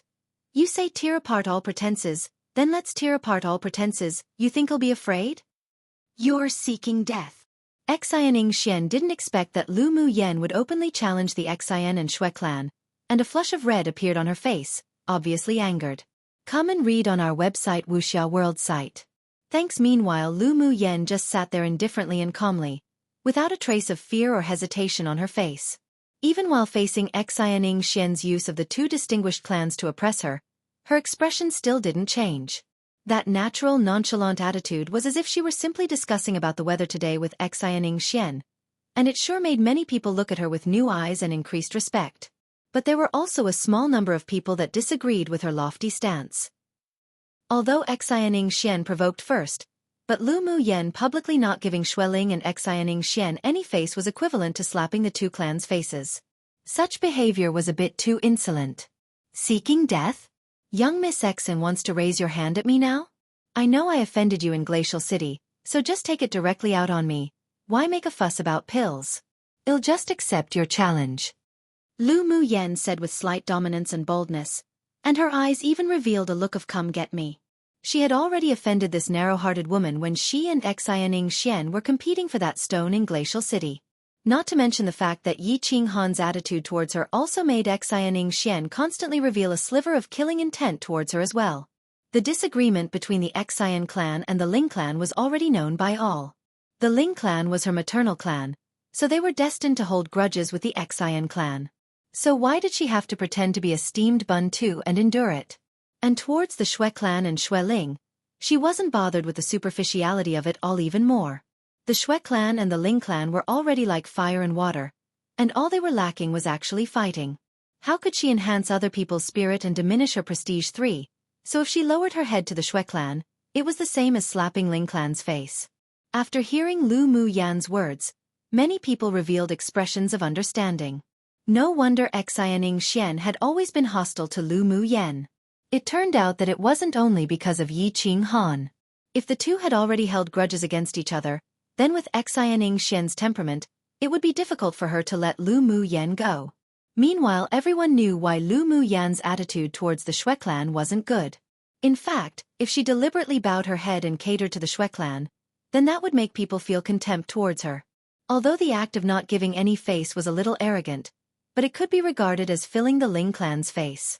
Lu Muyen, are you certain you want to go against me? Xian Xian asked fiercely as the rage within her was reaching the brink, only wanting to vent it out using force. As long as Lu Muyen dared to say yes, she would immediately handicap her. Xian Xian, so what if I go against you? Our Ling clan aren't vegetarians for. Ling Fei Hao snapped the branch in his hand and looked at Xian Xian as he said coldly. Yi Qinglu also walked to Lu Muyen's side, staring coldly at Xian Xian and Xueling, revealing a rare grim expression, and said, Elder Sister Muyen was besieged by fire ants to save me. If you have any complaints, You can direct it to me and our Yi clan will accompany you at any time. Since the two women opposite used the Shui clan and Xian clan to pressure Lu Mu Yen, Yi Qinglu also unconsciously mentioned the Yi clan. Since they're threatening, why not everyone do it together? Who's afraid of who? Yi Qinglu, this is between us and Lu Mu Yen. What do you mean by sticking a leg into this business? 5. Xian Xian had never only hated Shui Ling, that one woman, but also Yi Qinglu, who had never had a good attitude towards her. Now she added another Lu Mu Yen. Yi Qinglu put her hands on her little pretty waist, raised an eyebrow and said, Elder sister Mu Yan's business will be my business from now on. If you dare bully her one bit, I'll pay you back tenfold. After she finished speaking fiercely while glaring, she turned to Yi Qinghan to seek praise and said, Right, elder brother. Yi Qinghan thought it funny as he clenched his fist, brought it to his mouth and coughed into it. Then he nodded solemnly. Lu Mu Yen is our Yi clan's benefactor. Whoever touches her is equivalent to opposing our Yi clan. His words were also announcing to everyone that from now on, whoever dared touch Lu Mu Yen would become an enemy of the Yi clan. One literally means to use a tiger skin as a banner/flag, perhaps during battle. Figuratively means to intimidate someone by using the power of another, often to trick someone. 2. Internet slang meaning to act weak and hopeless. I guess, just imagine how soft buns are. 3. A common saying usually used to encourage others not to belittle themselves by putting others on the higher pedestal. For used colloquially to mean that they aren't weak and they should be reckoned with. 5. Like sticking your nose into someone else's business. Chapter 107. The pressure of the Xian clan's sword sovereign. The moment Yi Qinghan's words that defended Lu Mu Yen came out, the faces of many people present changed. The elite pupils of the other 9 distinguished clans all knew Yi Qinghan's position in the Yi clan. The power of his words were basically the same as the head of the Yi clan. Within the 10 distinguished clans, the Alchemist clan, Shi clan, the Beastmaster clan, Yi clan, and the Smith clan, Mu clan, had never interfered in the disputes between the rest of the 7 distinguished clans, always keeping to themselves and remaining neutral. Regardless of whether it were their foundations or strength, or the rare professions that the sword masters of the 3 clans possessed, the other 7 clans simply dared not provoke and offend at all. This time, with Yi Qinghan's obvious defensiveness, did it mean that the Ling clan might board the big ship one that is the Yi clan through Lu Mu Yen, this string? Those in charge of the several distinguished clans had to reassess Lu Mu Yen in their hearts. Qinghan, are you really going to tear apart all pretenses with our Xian clan for this irrelevant woman? Xian Xian revealed a pained expression on her face, and her eyes were mixed with deep affection and resentment. Yi Qinghan's eyes were cold, and he spoke lightly. I have never had a deep relationship with the Xian clan, so where comes the tearing apart all pretenses? Mu Yen is my friend. If the Xian clan is harmful to her, then my Yi clan naturally wouldn't sit idly by. His words were very clear. The Yi clan and Xian clan were just simple acquaintances, and they simply couldn't compare to the relationship between him and Lu Mu Yen. In fact, everyone present could understand Yi Qinghan's approach. Since earlier, the relationship between him and Lu Mu Yen clearly didn't appear that shallow. Lu Mu Yen then also saved Yi Qingle's life. Anyone would repay such kindness, not to mention there was a mysterious high-level alchemist behind Lu Mu Yen, so it was normal for him to come forward and defend her. Towards Ling Fei Hao and the Yi clan siblings' protection of her, Lu Mu Yan's heart warmed. She stood up. Despite after such a fierce battle, her white clothes weren't stained with a speck of dust nor blood, and her delicate and stunning face carried an arrogance as if looking down upon the world. Her red lips parted lightly. Young Miss Exon, if you want to fight then fight, why do you speak so much nonsense? There was indeed a violent trait within her. Since she was the one that provoked Xian Xian and Shui Ling, she didn't need others to clean the grounds for her. Since she was destined to have insoluble grudges against the two, then might as well be openly arrogant. Even if she pierced through the heavens too, she would have her way of getting out. What an arrogant junior. Just when Xian Xian was irritated by Lu Mu Yen and wanted to fight, a voice like exploding thunder, with an imposing manner, sounded. Then, more than a dozen people descended from the sky, and each landed in a different place. A tall middle-aged man with a dangerous aura appeared in front of Xian Xian. Dad! When Xian Xian saw the man, her eyes lit up and she shouted in delightful surprise. Towards the middle-aged man who suddenly appeared, many revealed surprised and respectful gazes. This man was the newly promoted sword sovereign powerhouse of the Xian clan, Xian Bo Jian. You're willful again. Xian Bo Jian appeared doting and seemed to pamper Xian Xian very much. Xian Xian was like a completely different person to her previous imperious attitude. She pursed her lips and grumbled in a sweet manner. How am I willful? I'm just being bullied by a stinky girl from some random clan. Her tone was like one of a spoilt child while directly ridiculing Lu Mu Yan's family background who were like ants in their eyes. Xian Bo Jian cast his gaze on Lu Mu Yan and swept over her unscrupulously. A dense pressure rolled towards her. When did the Lu clan have such an arrogant girl? My, Xian Bo Jian's daughter is not someone who anyone can bully. Seeing the deliberate sword sovereign pressure Xian Bo Jian released at Lu Mu Yan, Yi Qinghan and the others' complexions changed. They wanted to speak up but was stopped by Lu Mu Yan with a look. She straightened her back, her eyes like torches, and the mental energy in her sea of consciousness condensed into a dense net to greet that pressure. Come and read on our website Wuxia World site. Thanks. A silver bell-like laughter poured out from her lips, and her voice carried some ridicule. I've only ever heard of the saying when one hits the small one, the old one comes three, but who knew that we haven't even started fighting and the old ones come? And the moment a sword sovereign powerhouse arrives, the moment he shows the attitude of a bully towards a sword spirit cultivation-based junior, it truly is eye-opening. Her meaning was obvious. Before I even started fighting with your daughter, you came out and used the strength of a sword sovereign to oppress me. A sword spirit cultivation-based junior. Narrow-minded, small-bellied, the face of the sword sovereign powerhouses was all lost because of you. Lu Mu Yan had her own pride. So what of a sword sovereign powerhouse? She wouldn't bow her head to anyone. What's more, in this situation, she expected that it was simply impossible for Xian Bo Jian to really kill her in front of so many people. At most, he would use force to pressure her and teach her a lesson. Trying to make her surrender or apologize and use it to indirectly slap the Ling clan's face, as if she'd allow him to do as he wanted. If one submitted and backed away today due to fear because of the gap in cultivation bases, then one would surely bring upon themselves a heart demon in the future. If one wanted to perfect their cultivation base, then it'd be difficult to progress.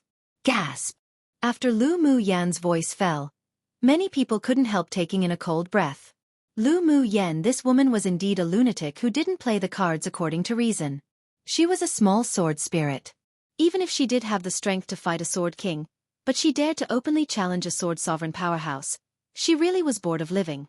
Other than that, there were also a few people who noticed that although Lu Mu Yan's forehead overflowed with a layer of fine sweat and her body swayed slightly, but the pressure of the sword sovereign actually passed over her head, as if something was blocking most of that power. Xian Bo Jian's originally smiling face suddenly became very grim, and with a cold snort, a vaster pressure rolled towards her and attacked her with a sliver of elemental energy. Junior, do not dare to be so wild. Lu Mu Yan's eyes grew slightly colder and her upright back remained unchanged. Her mental energy turned into numerous invisible dense nets, blocking most of the pressure and elemental energy's momentum. Although her spiritual sense was very strong and her mental energy was rarely matched by others, but because of the suppression of the laws of heaven and earth, plus the huge gap in their cultivation base, she just felt hot blood rise from her chest and a trace of blood flowed from her lips. She closed her eyes and the plain white clothes that wrapped around her petite and exquisite body billowed in the wind. She stood still, unyielding, her face still calm as usual, composed, as if a blooming snow lotus, proud and independent, and stunningly beautiful. Mo Yan, constantly be prepared to use the secret skill. Lu Mu Yan's voice sounded in Mo Yan's sea of consciousness. A rare trace of scarlet mixed with coldness appeared in his usually indifferent eyes. All right. Xian Bo Jian saw that Lu Mu Yan actually withstood the pressure that was mixed with some elemental energy of a sword sovereign without a change in expression. Although he didn't use his full strength, but if it were a normal sword spirit, they'd probably have long flown out and bled profusely. Severe injuries were inevitable. The invisible force that blocked his pressure made his heart sink. Just what sort of secret did this Lu Mu Yan possess? Could it be protection from a spirit treasure? Because Lu Mu Yan's mental energy barrier was quite special. As long as she deliberately suppressed it, there wouldn't be any large fluctuations. So people, including Xian Bo Jian, all never would have thought that it was the mental energy, released from her sea of consciousness, that withstood the pressure. One board someone's ship/boat, meaning to become allies with someone. Usually positive and used to express how lucky the person/people are, but there are negative examples. This one is positive. 2 to pierce through the heavens usually means that someone is in big trouble because of what they did or said, etc. Usually used with even if, such as in this situation. 3 literally describing a situation where after a child of the family get bullies, the seniors in the family come, i.e., parents. Usually used as a phrase of ridicule to call someone weak for needing to rely on their parents. Chapter 108. Kneel and admit your wrongs to my daughter. When Lu Mubai stretched out his hand to draw his sword, and when Yi Qinghan and the leading sword monarch powerhouse of the Ling clan was about to step up to speak, Lan Si suddenly walked in front of Lu Mu Yen. Senior Xian, Lu Mu Yen is a student of our Empire Academy, and even one of the elites of the younger generation of our Yanzhou kingdom. She is relatively young and impulsive, so if there is any offense, I ask that senior excuses and forgives and not fuss over this with this junior. Then he flicked his sleeves lightly and an invisible wave dissolved the last bit of pressure that enveloped Lu Mu Yen. His handsome and elegant face still carried with it a gentleness, appearing as if a jade-like gentleman. Except the forcefulness his words carried couldn't be ignored. Lu Mu Yen shouldn't tolerate having the sword sovereign of the Xian clan teach her a lesson. Although Yanzhou kingdom wasn't as strong as the overall strength of the 10 distinguished clans, but their foundation wasn't weak at all. The sword sovereign powerhouse of the Imperial family wasn't just a little bit stronger than Xian Bo Jian. As soon as Lan Si appeared, Lu Mu Yen felt the taste of blood in her chest dissipate. She was a little surprised inwardly. What did this fox want to do? Suddenly, the gentle voice of a male like spring water sounded in her sea of consciousness. I'll take care of this matter. Lu Mu Yen was naturally not afraid of Xian Bo Jian. Although she was only a sword spirit after she established her foundation, but her strength was actually equivalent to a peak phase sword king, and her spiritual energy was even richer and purer. She even had countless methods, plus Mo Yan's secret skill. So although yes, she couldn't beat Xian Bo Jian, but it was possible to escape from his grasp. It was just that if they really had to walk until that point, she and Mo Yan would have to pay some prices. Now that Lan Si stepped up, she wouldn't be foolish and let emotions affect her decision, so she replied with an alright. Then stood behind Lan Si and watched quietly for any changes. Lan boy, are you threatening me with Yanzhou kingdom? Xian Bo Jian's expression wasn't very good, and his voice was cold. Lan Si was neither humble nor haughty as he smiled handsomely and elegantly like the spring breeze and said, This junior does not dare, but before we came to the glacial mountain range, the emperor and imperial teacher ordered this one to take care of Lu Mu Yen, not allowing any accidents to occur to her, so this junior could only thicken my face and request senior to give some face. He didn't think that Lu Mu Yen did anything wrong. From the very beginning it was the young miss from the Xian clan that was aggressive and pressing. To think this sword sovereign powerhouse wasn't embarrassed to involve himself in the situation between the younger generation. Lan Si sure felt like he lost face for him. If Xian Bo Jian didn't give face, then he could only tear apart all pretenses. Lu Mu Yen wasn't just the granddaughter of the Ling clan's patriarch but also a trial student of Yanzhou kingdom. Plus, he also had some selfish motives, so as long as he was here, he'd definitely protect her. I need to give a young boy who had only recently advanced to sword monarch some face? No wonder the students of your Empire Academy are so wild. It turned out that they were all like your principal, being taught verbally and by example. Before advancing to a sword sovereign, Xian Bo Jian had a deep grudge against Yuan Li, and even had a sense of hatred towards the entire Empire Academy of Yanzhou Kingdom because of it. So towards Lan Si, who is also a teacher of the Empire Academy, he also disliked. And Lu Mu Yen wasn't only a student of Yuan Li's academy, but also a part of the Ling clan, their enemy they want to eradicate. That's why today he would lower himself and use his daughter's words to take advantage of the situation and humiliate Lu Mu Yen.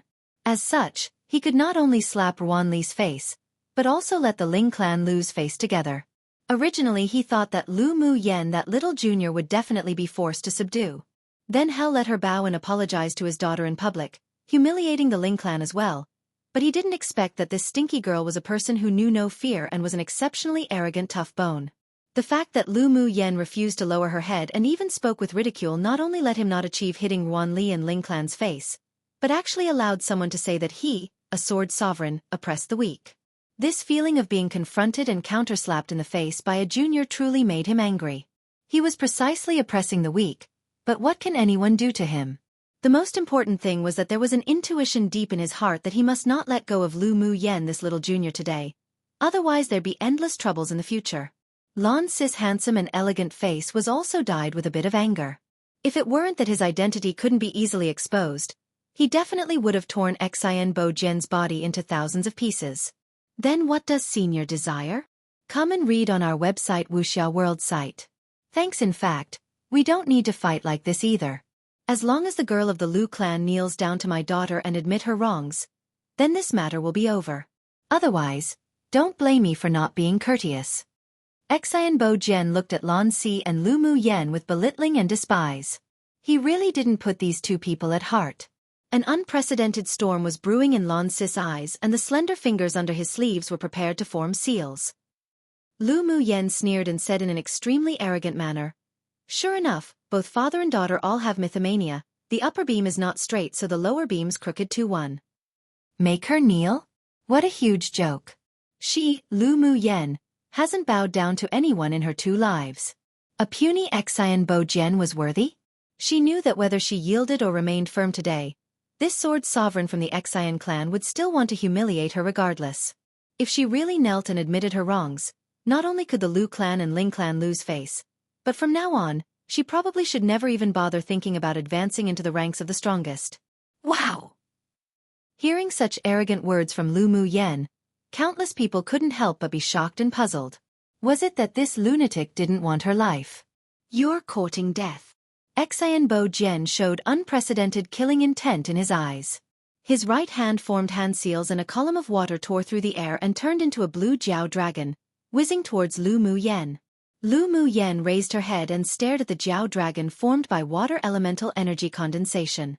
So this was strength displayed by a sword sovereign powerhouse? It was indeed condensed rather like a Jiao dragon, but it only looked like the real thing and wasn't one. Xianbo Jian's water attribute elemental energy law was still far from being comprehended to perfection. Her gaze locked onto the roaring Jiao dragon that flew towards her as her 2 hands formed hand seals quickly in the air. Traces of fire elemental energy overflowed from her body, and she instantly became a flaming person. Roar! A fire dragon rushed out from behind her with thunderous momentum, raised its head in the air and roared. There were transparent jade runes that wound around the fire dragon, constantly circling the dragon's body, looking mysterious and unusual.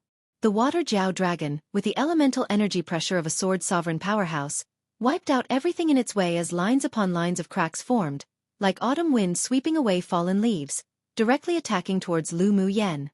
Lu Mu Yan's eyes remained cold, and her face was still light like the wind and clouds as her slender jade-like hands flipped a few times. Her lips spit out a word gently. Go! All one saw was the fire dragon whistle into the sky from behind her, as if stepping on clouds and mist.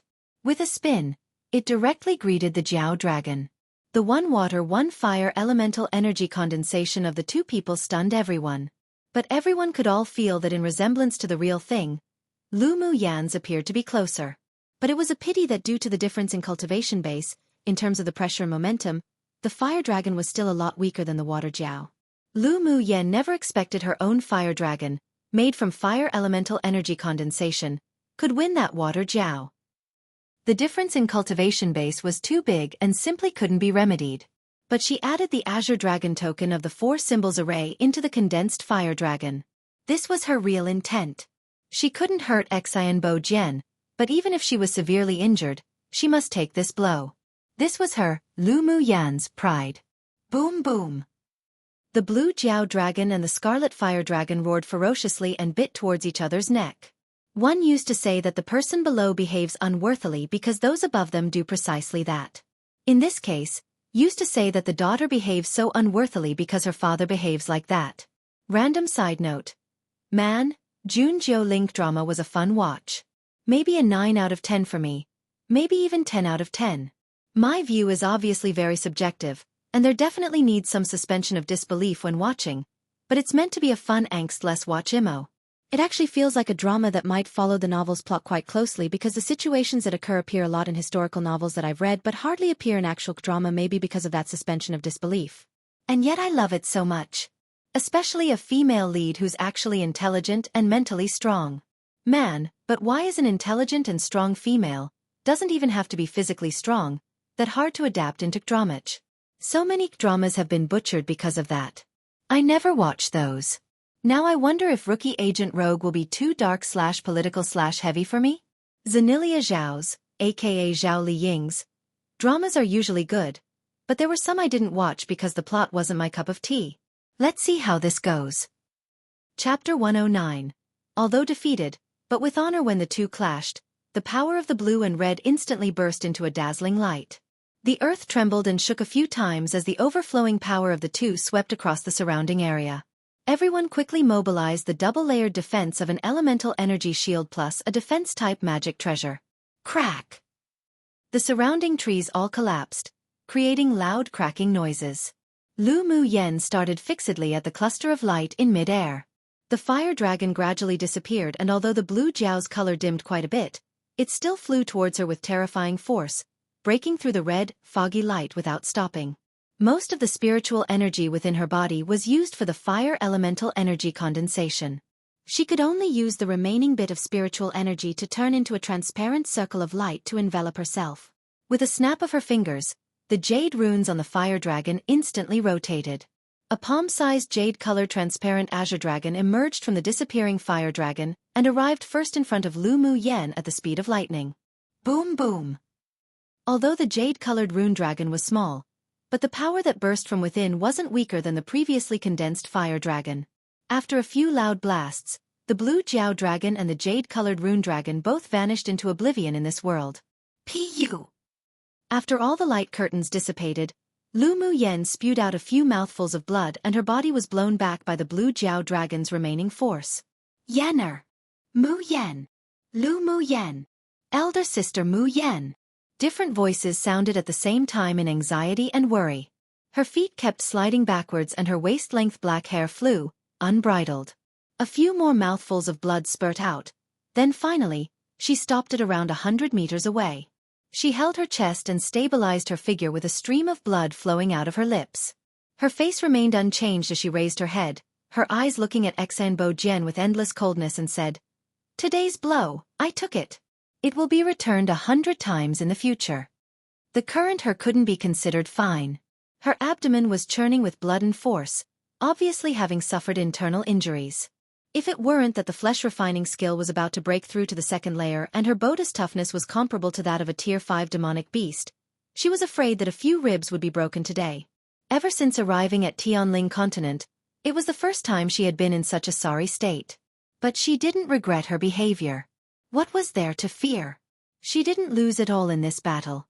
From the battle with Exanbo Jian earlier, she understood the strength of a sword sovereign and saw through the gap between herself and a sword sovereign powerhouse.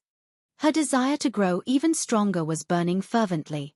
Although Lu Mu Yen was injured at this time, but her imposing manner had not diminished the slightest.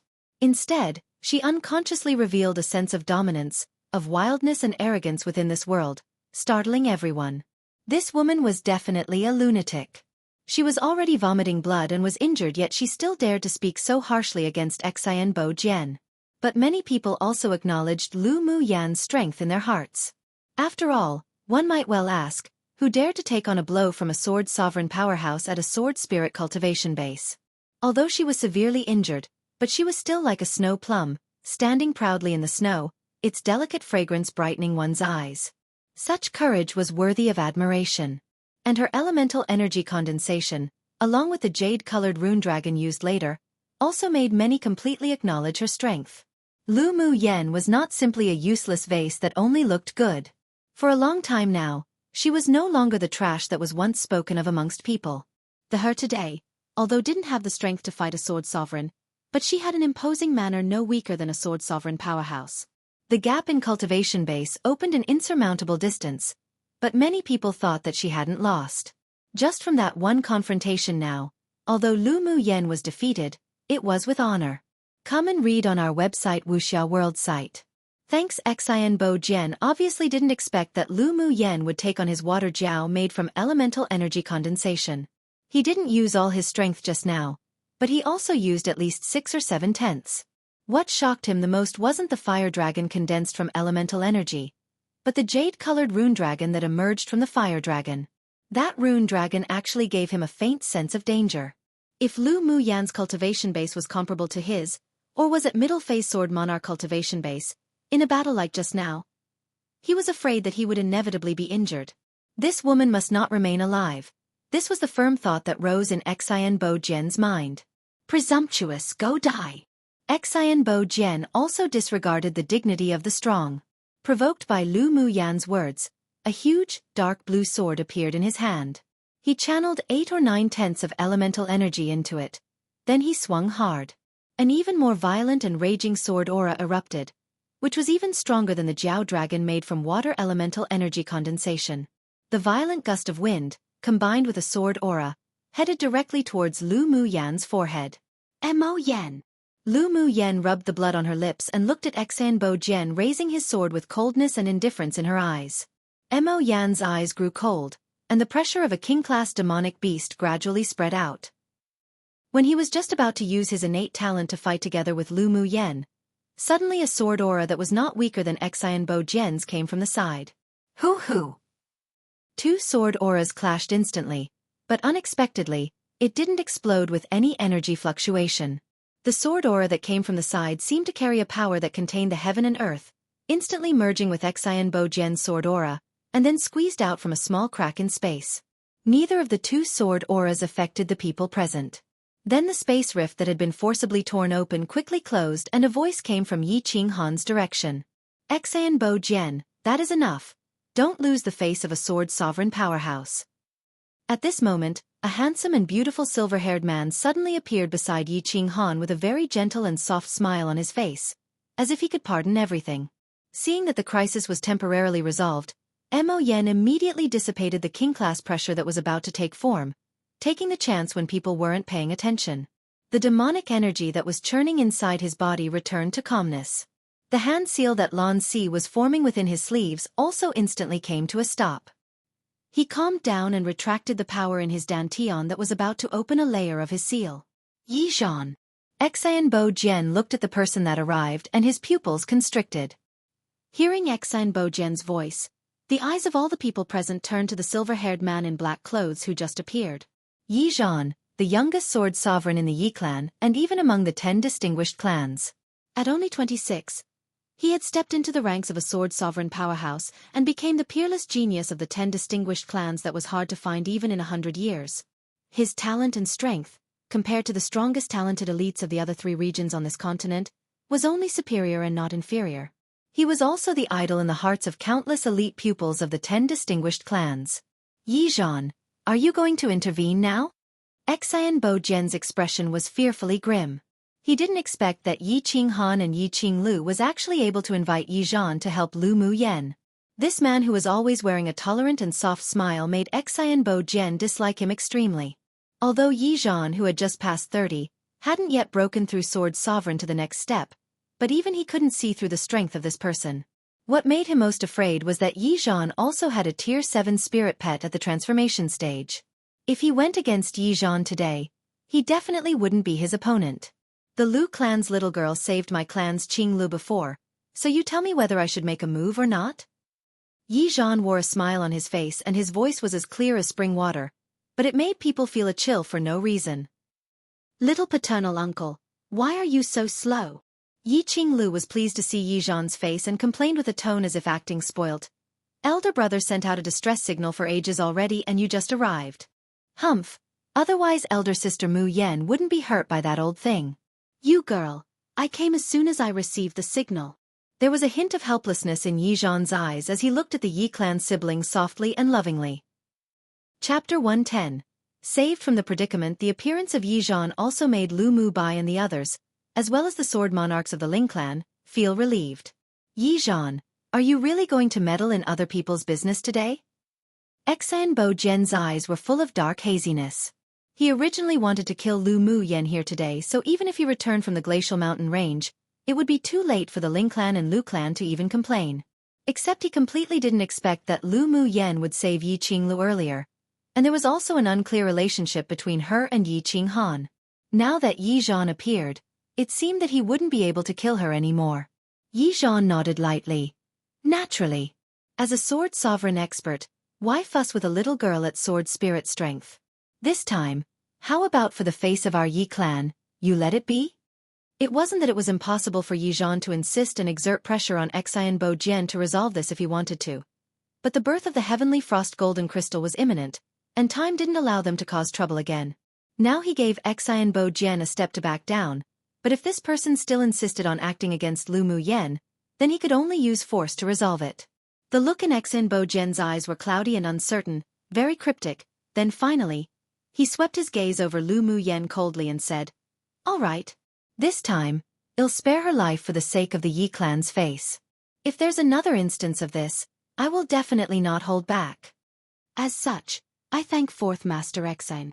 Yi Zhan's tone was light, and he automatically ignored Xianbo Jian's threatening words. With his temperament, if it were under normal circumstances, he wouldn't even talk nonsense with Xianbo Jian. Xianbo Jian was the most hopeless sword sovereign among the 10 distinguished clans. In the future, his cultivation base would probably stop at sword sovereign.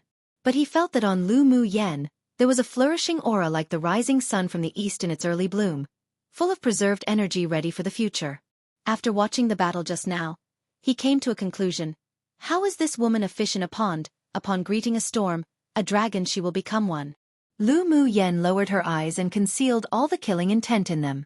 The Xian clan was truly pushing people too hard. She would definitely make the Xian clan pay a heavy price in the future. Dad! Xian Yingxian couldn't help but yell out. Today was the perfect opportunity to get rid of Lu Mu Yen. Xianbo Jian also had anger that was unable to be dispersed. But the current situation didn't allow him to directly confront Yi Zhan. Putting aside Yi Zhan's own extraordinary abilities, it wouldn't be worth offending the Yi clan just to kill a junior. Shut up. Let's go. Xianbo Jian glanced at Xian Yingxian coldly, preventing her from continuing to speak. Then he waved his hand and turned around, leaving the woods with the Xian clan. "I'll definitely have you die next time." Xian Yingxian stomped her foot. Before she left, she had turned around and looked at Lu Mu Yen viciously, then left unwillingly after leaving the harsh words. Lu Mu Yen sneered inwardly. "The next meeting, I'll definitely have you die too." She took out a bottle of pills for healing from her interspatial ring and poured it into her mouth. A coolness instantly spread all over her body, suppressing that painful heat in her chest quite a bit, and the churning state of her abdomen also stopped. She raised her head and looked at Yi Zhan, saying, "Thank you greatly, Senior, for helping me." She had her ways to escape without Yi Zhan, but she naturally owed a personal favor to this person since he acted. A faint smile rose on Yi Zhan's lips, and his voice was as sweet and cold as spring water. No need. Towards this woman with extraordinary combat power, he still somewhat appreciated, and he knew that she must still have some trump cards unused. Otherwise it was impossible for her to face that sword aura that was enough to kill her without any change in expression, remaining calm and composed. "You all recover for a day and then hurry along. The heavenly frost golden crystal would be born in 2 days. We'll take our leave first." Yi Zhan turned to look at Yi Qinghan and said, "All right." Yi Qinghan nodded, revealing slight fondness on his face. Come and read on our website Wuxia World site. Thanks. Immediately, Yi Zhan walked towards the end of the forest. His black robe paired with the head of silver made his tall figure appear otherworldly, and the moment one didn't pay attention, his figure was completely hidden in this world. "Yenner, are you all right?" Lu Mu Bai stepped forward and looked at Lu Mu Yen with worry. When Xianbo Jian acted, he simply had no time to rescue her and could only look on helplessly as the sword aura cut towards his sister's forehead. The pain and forlorn desolation in his heart made Lu Mu Bai realize that he was still too insignificant. He squeezed his fists. He had never had a greater desire to grow stronger. Only when he grew stronger and stronger, until he placed himself above this entire continent, could he protect his family. Lu Mu Yen raised her head and smiled at Lu Mu Bai charmingly. "Elder brother, don't worry, I'm fine." Yun Lan and the others also came over, each with incomprehensible emotions in their eyes. The battle between Lu Mu Yen and the Sword Sovereign shocked them and also aroused their desire for strength. Yi Qinglu walked beside Lu Mu Yen and held her wrist affectionately, her eyes filled with admiration. "Elder sister Mu Yen, you're so amazing. In the future my little paternal uncle will no longer be my person of worship. You're the goal I want to chase after." Looking at Yi Qing's less adorable, innocent smile, Lu Mu Yan's heart warmed. She stretched out her hand and tapped the tip of her nose, smiling as she said, "Sure. She felt very fated with Yi Qinglu and treated her like a younger sister in her heart. Qinglu, stop pestering Mu Yan. Let her recover as soon as possible. Yi Qinghan's handsome face also revealed a slight smile. Lu Mu Yan's eyes were filled with streams of light. Qinghan, my deepest gratitude. Qinghan's repeated defense for her tonight made her moved. Why is there a need for verbal gratitude between us? Yi Qinghan shook his head with a smile. In his heart, he didn't want Lu Mu Yan to settle everything too clearly with himself. That gorgeous figure had already inhabited his heart. Then I won't be polite from now on. Lu Mu Yan's eyes were dyed with some cheeriness. In front of a friend that she acknowledged, she indeed didn't need to be polite in the future. Today's fight must have made everyone tired. You all quickly restore your elemental energy and physical strength. There's still a tough battle to be fought later. Lu Mu Yan saw the concerned and caring gazes surrounding her and suddenly felt a belonging towards this world. Other people's elemental energy and physical strength were indeed heavily depleted, so they each found a vacant seat near her and sat down to recover. Lu Mu Yan walked beside a large tree and sat down, poured out a few pills again and took it. As soon as she raised her head, she met Lan Sis gaze not far away. Teacher Lan, the favor of you protecting me today will be repaid in the future. Lu Mu Yan moved her mouth silently. Lan Sis' gentle and elegant face was full of interest. This woman could surprise him every time. He opened his mouth and mouthed a few words. I await your repayment. With amusement, Lu Mu Yan looked at Fox Lan, who used his gentleness, handsomeness, and elegance to hide his true nature. This man definitely wasn't as simple as he appeared on the surface. Before Yi Zhan acted, she felt a fluctuation of an array seal from Lan Si. She was certain that this man had hidden his strength. All right, Lu Mu Yan said softly, then closed her eyes and began to recuperate. She must adjust her physical condition to its peak state within a day. She's going to take that heavenly frost golden crystal for sure. There was a strong sense of crisis in her heart. She felt that various accidents would occur in the coming battle for the heavenly frost golden crystal. The Xian clan's father and daughter might even secretly act against her. She reached out and rubbed the faintly gleaming ice bangle on her wrist. There was actually a little more connection between her and it because of that battle just now. Ming Xiao, we're about to meet again soon. One quite self-explanatory, but the fish in a pond is an idiom. She's no mediocre person and instead will achieve greatness. Chapter 111. Erase marks. A day later. Lu Mu Yan opened her eyes. The injuries within her body had been healed by the energy-nourishing pill, and her elemental energy and physical strength had also been restored to the peak. The people in the 10 distinguished clans, except the Xian clan, got up one after the other, looking towards the end of the forest, preparing to leave under the command of the middle-aged man. You all also get ready. Well, set off in a quarter of an hour with the 9 distinguished clans. Lan Si leapt off a big tree, casually arranged his clothes, said to the students of Yanzhou Kingdom, Teacher, are we going to cooperate with the people from the 9 distinguished clans? After experiencing some incidents in the Glacial Mountain Range, Jihan Su no longer had the silly smiles he had before entering the Glacial Mountain Range and talked a lot less as well. Lan Si chuckled lightly. No. After arriving at the birthplace of the heavenly frost golden crystal, every ally is an enemy. We're just traveling together for now. Jihan Su nodded and didn't say any more. Although deep down in his heart, he longed to obtain the heavenly frost golden crystal, but he was aware that he didn't have the ability to obtain it. The 9 distinguished clans and the pupils of Yanzhou Kingdom, listen. The middle-aged man, the leader of the 10 distinguished clans, clapped his hands and gathered everyone, then said, We will travel together now. After we find the heavenly frost golden crystal, you will all separate. This includes all the alliances made within the 10 distinguished clans, end it when we arrive, and we each listen to fate. Previously, the 10 distinguished clans unanimously agreed to make an alliance because they wanted to seal the news. After arriving at the place the heavenly frost golden crystal was to be born, who would still obey that alliance? Naturally it was who snatched it. Would it belong to who? Yes. Everyone replied in unison. Go! The middle-aged man waved his hand and all the elite pupils quickly headed towards the depths of the forest. Lu Mu Yan scanned the people in the 9 distinguished clans and she found that all the sword monarch powerhouses that appeared before were not in this team at this time. They probably all went ahead long ago to prepare for battle. This time, The main reason the 10 distinguished clans sent elite pupils to contend for the Heavenly Frost Golden Crystal was probably to help them gain experience. Judging from the appearance of the 2 sword sovereigns, the other sword sovereigns from the other clans must have also reached the glacial mountain range already, and there must be even more sword monarch powerhouses. Lu Mu Yen curled her lips. She wondered whether the Imperial teacher succeeded in inviting the 2 sword sovereign powerhouses of Yanzhou Kingdom. She had absolutely no fear at the arrival of so many powerhouses, and instead, felt that it should only be natural.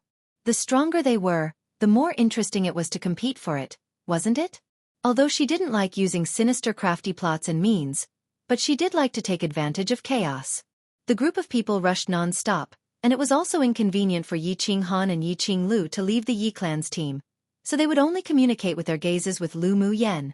Ling Fei Hao also stuffed an emerald jade into Lu Mu Yan's hand, telling her that when she was in danger, she should crush the emerald jade and the strongest sword monarch of the Ling clan would sense it. All the way, it was abnormally quiet. There weren't any movements from any demonic beasts. Everyone was constantly wary and alert while Lu Xiang would cast complicated gazes towards Lu Mu Yen from time to time. Ji Han Su, who was not far beside her, noticed Lu Xiang's strangeness and remembering the bit of news he had accidentally received, he fell silent for a bit, then finally gritted his teeth and slowed down slightly. When he approached Lu Mu Yen, he called after her. Lu Mu Yen. Lu Mu Yen glanced at Ji Han Su, who usually didn't have much interaction with her, and it could even be said that they had conflicts with each other because of what happened before with Yun Gu. She couldn't guess what his purpose of calling out to her was. What is it? Be careful of Lu Xiang. Come and read on our website Wuxia World site. Thanks. When the two passed by each other, Ji Han Su whispered exceptionally softly into Lu Mu Yan's ear as if he didn't say anything. Then he said no more and pulled their distance apart again. He kept up in speed and continued to follow the team, but didn't look at her anymore, nor spoke. Lu Mu Yen was a little surprised about why Ji Han Su would caution her. She only thought that perhaps Lu Xiang was suspicious but didn't take it to heart. Now, because of Ji Han Su's caution, she was a little more concerned. In the immortal cultivation world where the weak became meat for the strong, she broke through to the body fusion stage, and could even almost advance to the great ascension stage. Throughout, she had always known one true principle. Never underestimate anyone who appeared to be inferior to your cultivation base or strength. The details decided one's success or failure. Sometimes what ruined things were precisely those inconspicuous people or events. She spread her spiritual sense and also discovered that Lu Xiang cast frequent strange gazes towards her, and even left black stones on the ground or black scratches on large trees every now and then.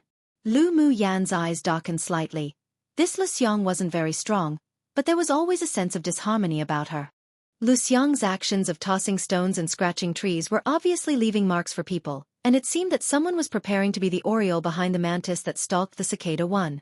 Mo Yen, do you think there's a problem with the woman who was fighting with me before? Lu Mu Yen asked Mo Yen using mental energy as she rushed. Mo Yan's deep and serene black eyes rolled in thought. He didn't turn his head and replied with certainty. Naturally there's a problem. There's a power sealed in her body, the same as the power that could instantly raise one's strength used by the woman that you last faced off with during the Academy's grand competition. A hint of confusion crossed Lu Mu Yan's eyes and then a small calculative curve rose on her lips. Oh Yen, what do you want to do again? The flame-like fur on Mo Yan's head moved. As long as this woman displayed such an expression, it was definitely to calculate against someone, and she'd definitely want him to act.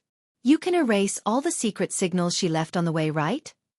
Lu Mu Yen obscurely looked at the stones Lu Xiang dropped again. Mo Yen closed his eyes.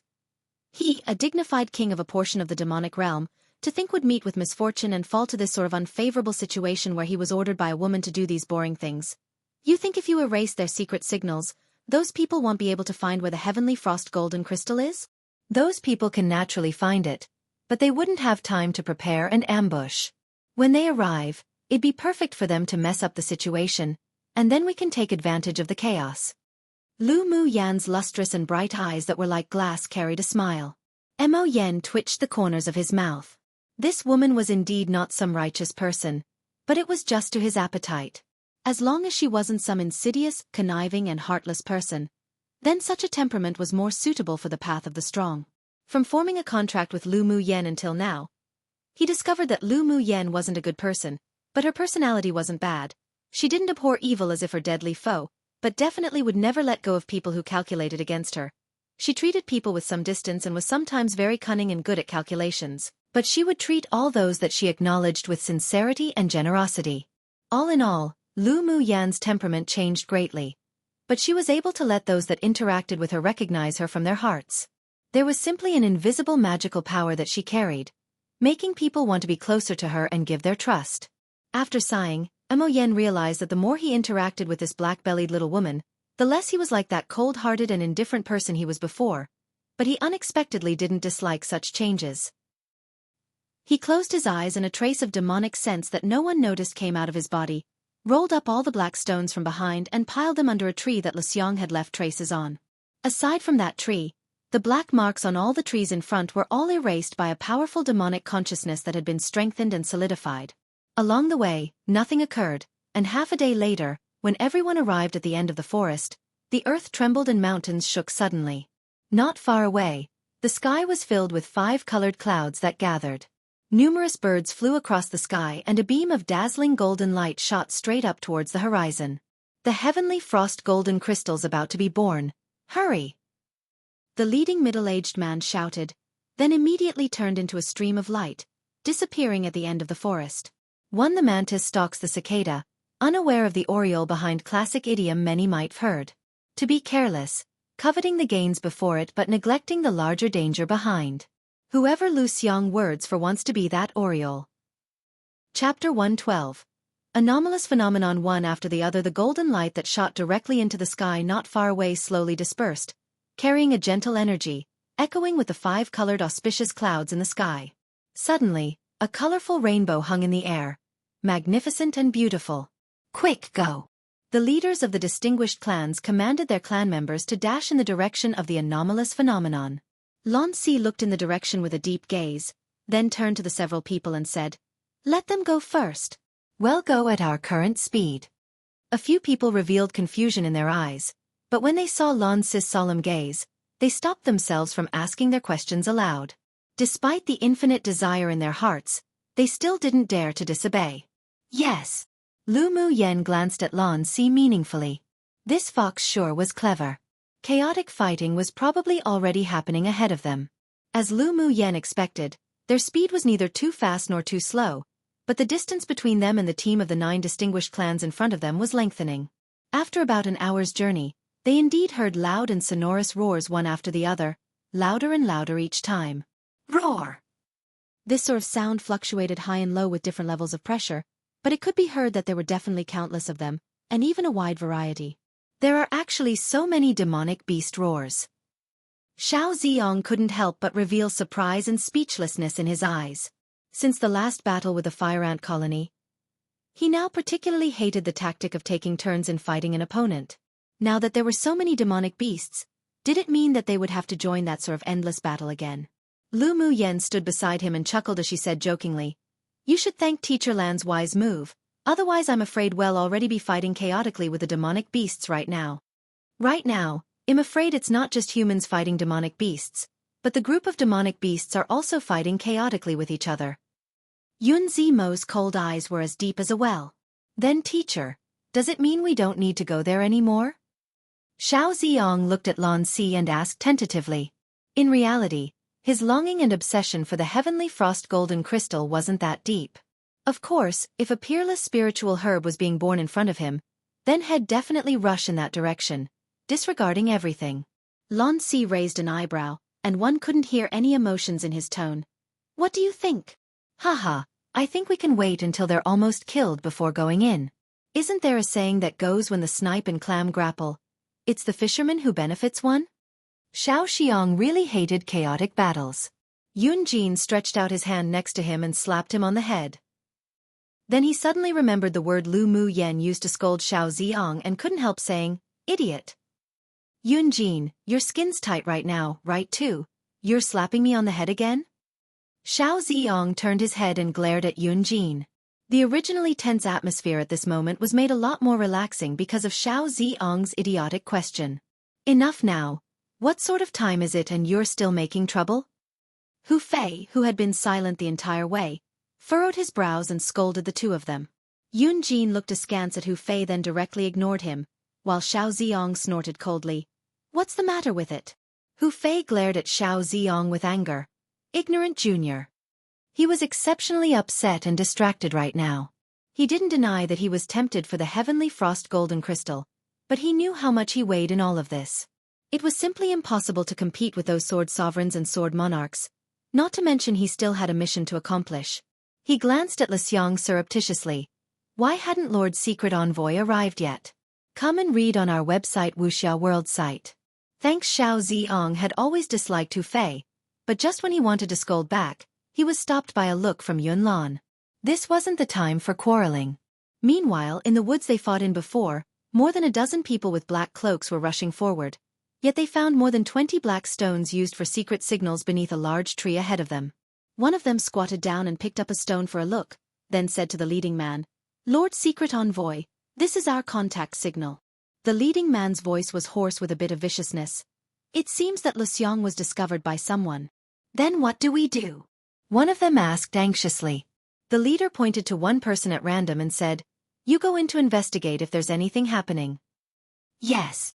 The person who was addressed didn't hesitate and leapt into the Scarlet Woods. After a while, the man returned from within the forest and stood respectfully in front of the leading man, then said, Lord Secret Envoy, there are 3 paths ahead of us. Without a contact signal, this subordinate cannot tell which road they have used. The leading man was silent for a moment, his expression extremely grim. Then after a while, he spoke. Earlier the forest's land shook and mountains trembled. There must have been an anomalous phenomenon, but this forest itself has the effect of blocking out any anomalous phenomenon. We can only see it if we arrive at the end of the forest. We'll divide ourselves among the 3 paths, and when we reach the destination, we'll first kill Lu Mu Yen and Lu Mu Bai, then attempt to compete for the heavenly frost golden crystal. The main task they received this time was to kill Lu Mu Yen. The heavenly frost golden crystal was only supplementary, so even if they desired it very much, they must place their task in first place. Yes, Lord Secret Envoy. So more than 10 people divided themselves into 3 groups. The leader wandered back and forth in front of the 3 paths for a moment before leaping into the leftmost path. And the path he chose happened to be the one taken by Lu Mu Yen and the others. Lu Mu Yen and her group, who were currently at the end of the forest, didn't stop just because of the roars of the beasts coming from ahead, and soon left the forest. But the forest was on a high cliff. As soon as one stepped out of the forest, one saw a snow-capped mountain ahead. Beginning from the middle section, it was a tall mountain composed of red rocks. Beneath was the lowest point of an open valley, the road to the tall mountain. But now there were many demonic beasts crawling forward incessantly, while also biting at each other with crimson eyes. Meanwhile, the people from the 10 distinguished clans passed through the beasts, killing them off successfully, and didn't meet with a lot of obstacles as they moved forward quickly. It's as if these demonic beasts have gone crazy.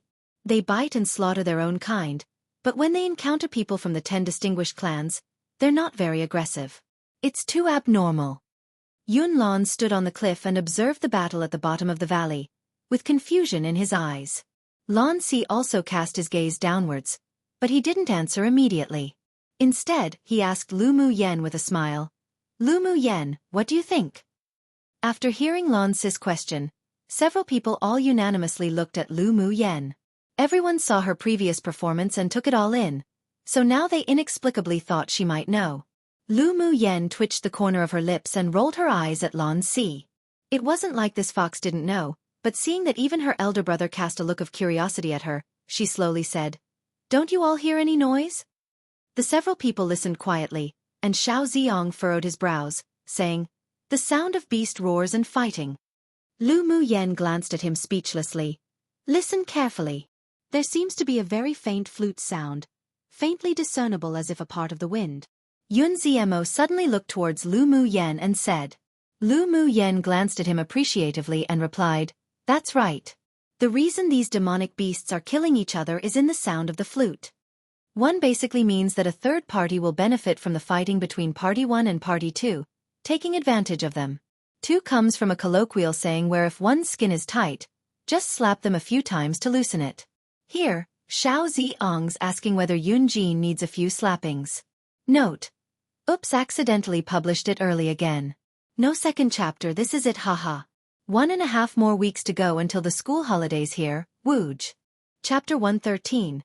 Hearing the conversation between Lu Mu Yen and Yun Zmo, the others also listened carefully, and they realized that there was indeed a very ethereal flute sound coming from a distance.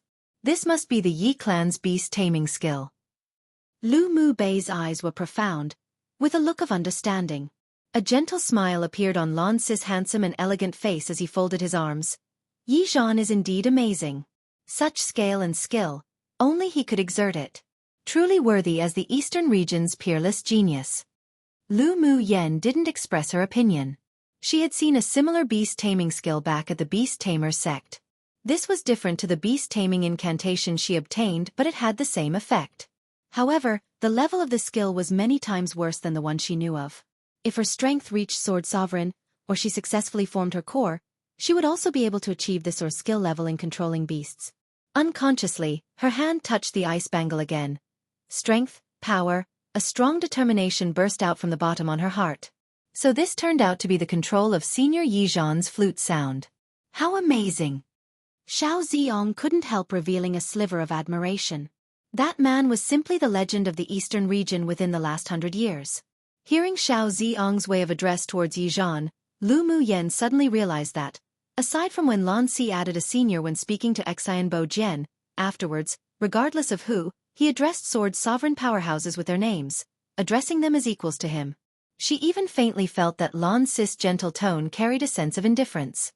Aside from his special appreciation for Yi Zhan, he didn't show any respect that a junior should possess towards Sword Sovereign powerhouses at all.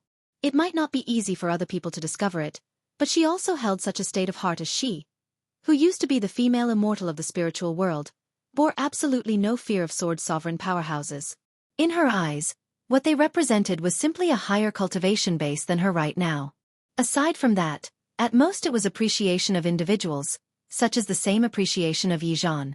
The strength of a Sword Sovereign was only equivalent to the cultivation base of a core formation stage in the immortal cultivation world, what she used to consider to be an ant-like presence. But she dared to conclude that she and Lan Si were definitely not the same kind of people. He had a deep secret behind him. His cultivation base should have been hidden, and it was probable that even his usual gentle and refined temperament was just an appearance. But who had no secrets? Lan Si wasn't hostile to her, that was enough. She had no intention of exploring other people's secrets. Seeing Xian Bo Jian lead the pupils from the Xian clan to emerge from another side to join the other 9 distinguished clans, rushing forward and about to reach the foot of the tall mountain, Lan Si said leisurely, "Let's go too." Yes. The others also leapt off the cliff with him and rushed towards the foot of the mountain. Along the way, demonic beasts fought each other while from time to time, when they saw them in their crazed state, they would also attack. But they were all easily killed by Lu Mu Bai and Yun Zmo, the 2 leading people. Lu Mu Yen looked at the rainbow hanging over the tall mountain. A faint heart palpitation spontaneously emerged within her. She furrowed her brows. It seemed that there was extreme danger and little fortune this time. However, she wasn't afraid. Without the courageous heart to go forward, how could she hack through brambles and thorns and charge onto the path of the strong? Mo Yen, did the Tier 7 demonic beast hide itself? Lu Mu Yen discovered that since the attack from the fire ants, that sense of oppression that enveloped them in the scarlet forest gradually withdrew. With his eyes closed, Mo Yen laid on Lu Mu Yan's shoulder, and without even raising his eyelids. It must be the appearance of the human sword sovereigns that made him fear, so he hid himself. That Queen Mother Ant was also driven by him to besiege you all. But that person named Yi Zhan must found him. Why do you say so? Lu Mu Yen asked with interest. Intuition. After Mo Yen said that, he remained silent and rested his mind. A trace of spiritual force quickly entered his body from the outside, and the demonic energy that wound around his dantian was even denser than before. Come and read on our website Wuxia World site. Thanks. After separating from Ming Xiao, Lu Mu Yen refined a few cauldrons of pills for Mo Yen. The blood essence and cultivation base he lost was quickly remedied by the pill, and his demonic energy also accumulated not far off from advancing. If it weren't for the wrong time and place, he had already planned to find a hidden place to condense his Yaofu. Lu Mu Yen glanced at Mo Yen. Intuition? Well, she also had the intuition that the transformation stage demonic beast was definitely not easy to deal with. Because the sound of that very faint flute was still reverberating in the air, they reached the foot of the mountain with basically no hindrance along the way. At this time, The pupils of the 10 distinguished clans had already entered a boundless, enormous cave at the foot of the mountain. Lan Si looked at the entrance cautiously and had everyone restore their elemental energy and physical strength to its peak, then enter. A quarter of an hour later, he waved his hand and led everyone into the cave. The inside of the cave was very bright. There was only one narrow path leading to the depths, and on the two sides of the narrow path was surging and tumbling lava.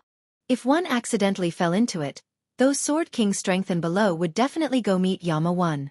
After walking another quarter of an hour, they crossed the narrow path. Then a hillside made of volcanic rock appeared before them. What entered their eyes after crossing the hillside was astonishing. The elite pupils and powerhouses stood on Lu Mu Yen and their party's side, while in front of them was a lava lake that constantly bubbled, fiercely hot. In the center of the lava lake laid a long, thin, golden liquid which was slowly solidifying. The most important thing was that on the opposite side of the 10 distinguished clans, which was also the other side of the lava lake, there stood two men who dressed uniquely. One of them, although handsome and carried an effeminate feel, had a cyan-sharp horn that emerged from his head, while the other was 8 feet tall, burly, and there were a few fingernail-sized scales on the side of his face. Behind the two of them were more than a dozen Tier 6 demonic beasts, and only from 2 species. There were records of them on the continent's demonic beast record. They were the sky-swallowing python and the spirit rhinoceros beast. Seeing the more than a dozen Tier 6 demonic beasts, it wasn't difficult to guess that the two people standing in front of them must be Tier 7 transformation stage demonic cultivators. Lu Mu Yan's gaze swept over the burly man. She felt the same oppressive aura that she felt in the Scarlet Forest. She could conclude that this large man was the demonic cultivator who ordered the Queen Fire Ant to attack them, and also a transformed spirit rhinoceros beast. Their arrival gained the attention of the two groups of people. Those in the 10 distinguished clans saw that it was the group Lan Si led, so they didn't pay much attention, while the two transformation stage demonic cultivators swept over their cultivation base and their lips rose with ridicule. Lu Mu Yen scanned the area secretly with her spiritual sense once, and found that guy, Ming Xiao's, aura. But she couldn't judge his position, probably because he used some sort of secret skill to hide. Human sword masters, what do you intend to do, breaking into this king's cave dwelling? The effeminate demonic cultivator at the transformation stage retracted his gaze on Lan Si and his party, then looked at the sword sovereigns of the 10 distinguished clans coldly, asking. A yellow-clothed sword sovereign old man, who Lu Mu Yen had never seen before, sneered. Humph, I sure don't know when this volcano became the cave dwelling of a sky-swallowing python. You beings that usually like the cold could survive for a long time in such high temperatures? What a joke. A chill radiated from the effeminate man, and the large man beside him, together with the Tier 6 demonic beasts behind them, prepared themselves, ready to act at any time. The battle was on the verge of starting. One Yama, the king of hell in Buddhist and Hindu mythology. So they'll die, basically. E-battle, on the verge of starting. Chapter 114. Gather together, snatch. The human cultivators and demonic cultivators took their own positions on either side, prepared to snatch the heavenly frost golden crystal within the lava at any time. The feminine demonic cultivator looked at the sword sovereigns of the 10 distinguished clans coldly, exuding a murderous aura. This glacial mountain range is the territory of us, demonic cultivators. It is already unforgivable that you all have intruded without permission. Now to think you even want to compete for the heavenly frost golden crystal. You are truly indulging in the wildest fantasies. Ha ha! A barefooted tall human sword sovereign laughed aloud, and looked at them with ridicule, saying, with just you two initial phase transformation stage demonic beasts and you dare to spout such nonsense, it truly is laughable. This old man just so happens to lack a high-level mount, so we'll capture you both later, then let's see how tough your mouth is. The ancestor of the Shui clan sneered, his murky eyes revealing a sharp glint. Hearing his words, the face of the burly man beside the feminine man grew grim. He raised his hand and pointed.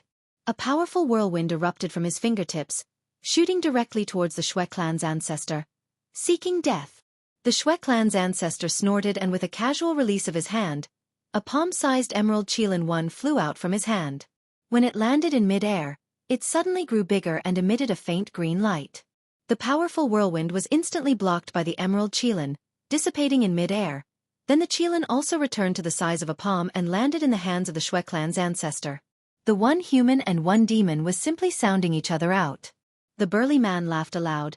Your magic tool is just a, come and see this king's. The burly man's claws grabbed, and 2 cyan lights suddenly flew out from the depths of the cave. Then 2 sledgehammers filled with cyan qilin patterns landed in his hands. He flew up and slammed down a few times from mid-air, down at the Shui clan's ancestor. From the sledgehammer flew out hammer prints condensed from demonic energy, falling straight down onto the head of the Shui clan's ancestor. Demonic cultivators didn't only rely on their powerful bodies and innate talents and skills to fight.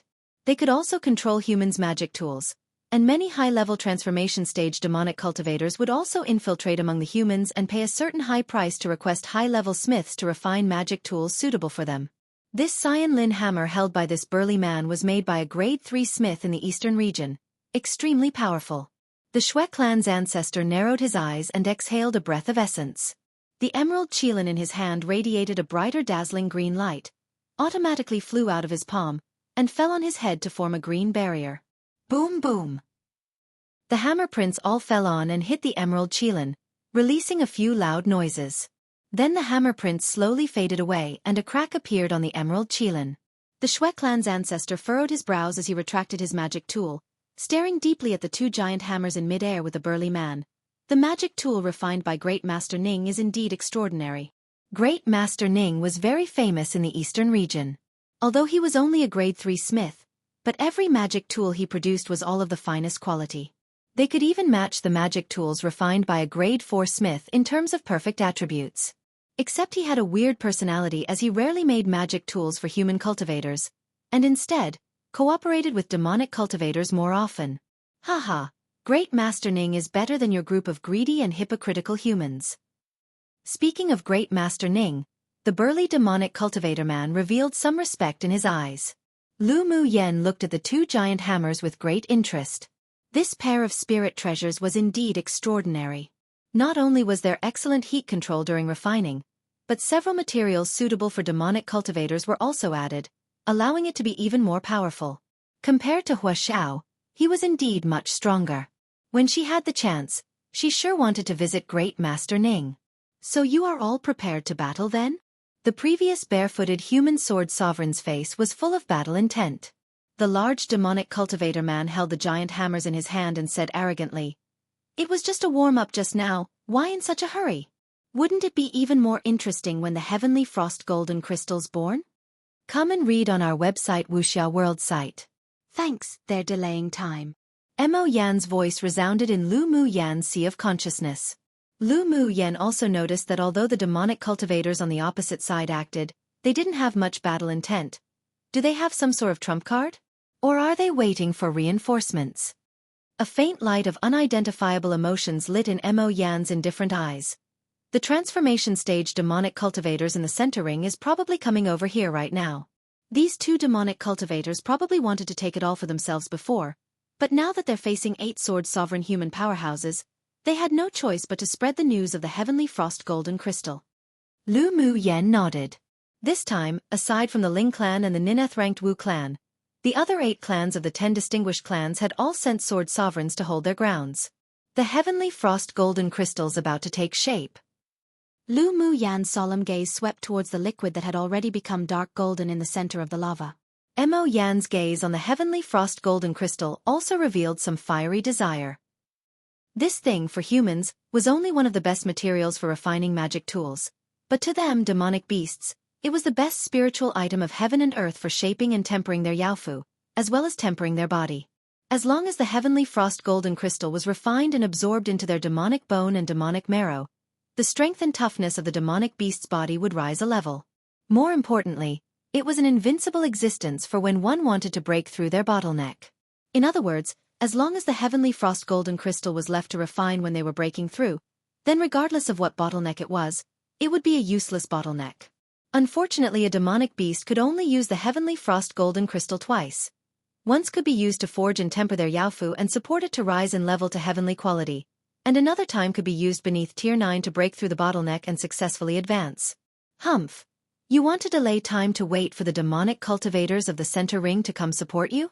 Too late. The barefooted large man and the other sword sovereigns had all lived for almost 100 years, so their scheming was naturally not lacking. They could also see through the 2 demonic cultivators' intentions. The feminine demonic cultivator was about to speak, then suddenly, his gaze fixed on the dark golden liquid in the lava pool. Suddenly, the liquid in the lava pool emitted a dazzling golden light and leapt from the lava with a dash, carrying an aura that made one feel fearful. The barefooted sword sovereign gave the Shui clan ancestor and Exine Bo Jian a look, then uttered a word, snatch. Dash. Then 9 figures flew in the direction of that golden light. Precisely the 7 human sword sovereigns and the 2 demonic cultivators. The sword monarchs and sword kings below immediately greeted the more than a dozen tier 6 demonic beasts that rushed over, and in that moment, the humans and demonic beasts battled in chaos. Lu Mu Yen cast her gaze on Yi Zhan, who was still standing on the side of a rock, unmoving, as well as Lan Si, who looked as if he was enjoying a good show. As expected, only these 2 knew the secret behind the birth of the heavenly frost golden crystal. No. When she used her spiritual sense to sweep towards a dark corner in the depths of the cave, her lips rose into an arc. Ming Xiao, that guy, also knew. Rumble. Sound after sound of the rapid running of demonic beasts landed. Then more than 30 tier 5 demonic beasts rushed out from the hillside, rushing towards the human cultivators. Lu Mu Yen and the others from the trial were also separated by the group of demonic beasts, and the entire cave was in chaos. From time to time, swords glistened, and the roars of demonic beasts reverberated ceaselessly in the cave. Lu Mu Yen saw Lu Mu Bai and the others greet the crazed demonic beasts without much danger, so she utilized her flash steps to dodge the attacking demonic beasts one by one, heading towards the lava pool. When she was approaching the edge of the lava, she felt a chill behind her. Her eyes grew cold, and she tapped her toes, shifting her position several times to avoid a sword or a sneak attack from the rear. The moment she turned around, Lu Mu Yen saw Lu Xiang look at her with full killing intent, then fly towards her, waving her sword to attack without hesitation. One Qilin, a mythical creature of ancient China thought to be wise and fair and powerful. Often depicted with one horn and translated as unicorn, but unicorn is translated differently in China. Chapter 115. Kill. With a strong killing intent exuding from Lu Xiang, she tore off a jade ornament hanging on her neck with one hand and clenched it tightly. When the jade broke, a force that didn't belong to her suddenly burst out from her dantian. The sealed water attribute elemental energy penetrated into Lu Xiang's meridians bit by bit, and her cultivation base rose incessantly. From advanced phase sword spirit, she broke straight through to initial phase sword king, then middle phase sword king, advanced phase sword king, and finally, she stopped at peak phase sword king. Just like Gu Yan ran last time, Lu Xiang's face was flushed after relying on an external force for power. Blood vessels bulged, and it appeared that it was slightly uncontrollable. Lu Xiang's strange movements naturally attracted the attention of many people. Lan Si, who had moved beside the lava pool, stood there, watching with interest, as Lu Xiang condensed a water column that headed straight towards Lu Mu Yen. Yi Zhan didn't miss the look on his face, as if watching a show, and said, "Not going to go up and help? She doesn't need it." Lan Si was obviously extremely confident in Lu Mu Yen. A strange brilliance flashed past in Yi Zhan's deep black eyes that seemed to pardon thousands and possess great wisdom. He casually swept over Lu Xiang. This method of using external force to advance one's cultivation base was extremely harmful to oneself, and she couldn't be Lu Mu Yan's opponent either. "Aren't you going to snatch the heavenly frost golden crystal?" Lan Si asked with a smile when he saw Yi Zhan cast his eyes on the battle between Lu Mu Yen and Lu Xiang. Yi Zhan's voice was light. "And why don't you go snatch it?" Lan Si looked up at the sword sovereigns who chased after the golden rays of light not far away as they battled each other. Those demonic beasts and human cultivators who were affected by their violent sword auras were all now buried here, and he sighed. "I'm just a sword monarch cultivation-based junior, so what could I use to compete with the sword sovereigns?" Yi Zhan smiled meaningfully. "Is that so? Then I won't be polite later." Lan Si had a gentle and harmless smile on his handsome and elegant face, and both of them knew what it meant by "won't be polite later." Within the crowd, Lu Mu Yen took out the golden long whip and directly greeted Lu Xiang's attack. Although this woman appeared to be at peak phase sword king, but she only had the combat power of a middle phase sword king, and her experience was even more lacking. The water column that flew out was turned into countless droplets by the snaps of her golden long whip. "Lu Mu Yen, today I'll first ruin your dantian to avenge Yen Ran, then send you to pass on. It's an honor for you to die in the birthplace of such a spiritual item such as the heavenly frost golden crystal." Lu Xiang kept forming seals with her right hand. Waves upon waves of elemental energy within her, as if wanting to burst, maniacally channeled into the long sword she held, and she smiled sinisterly at Lu Mu Yen. Lu Mu Yen sneered. This woman's brain must have been muddled. Well, I sure won't destroy your dantian, nor let you be honorably buried in the birthplace of the heavenly frost golden crystal.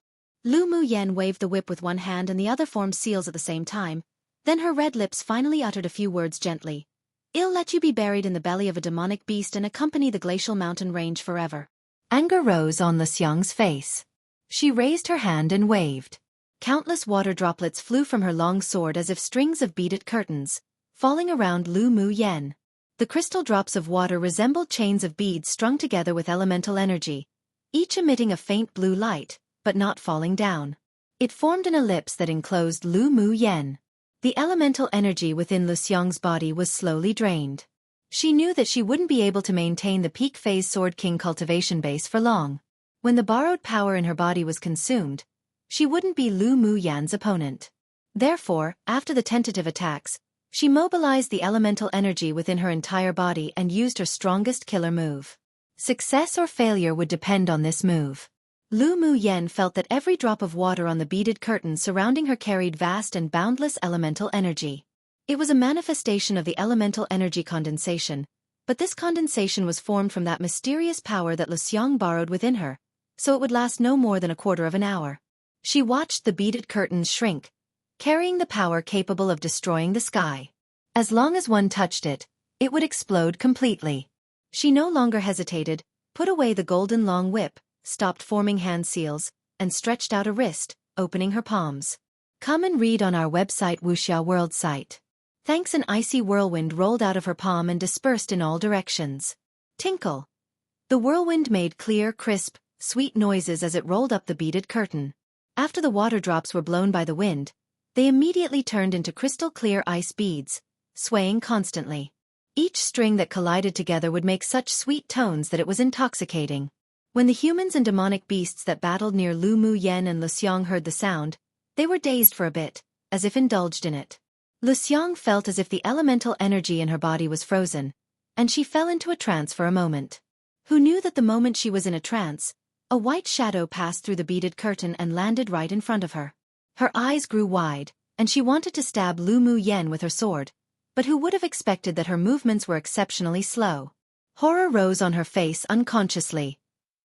That sword had yet to meet Lu Mu Yan's body when she felt a sudden pain in her chest. She slowly lowered her head to look at her chest and saw a half-inch long dagger stabbed straight into her heart. How is that possible? Luxiang's eyes were full of incredulity, looking at Lu Mu Yen, who was smiling softly, and slowly spit out the 4 words. Lu Mu Yen took out a silk handkerchief and wiped her hands.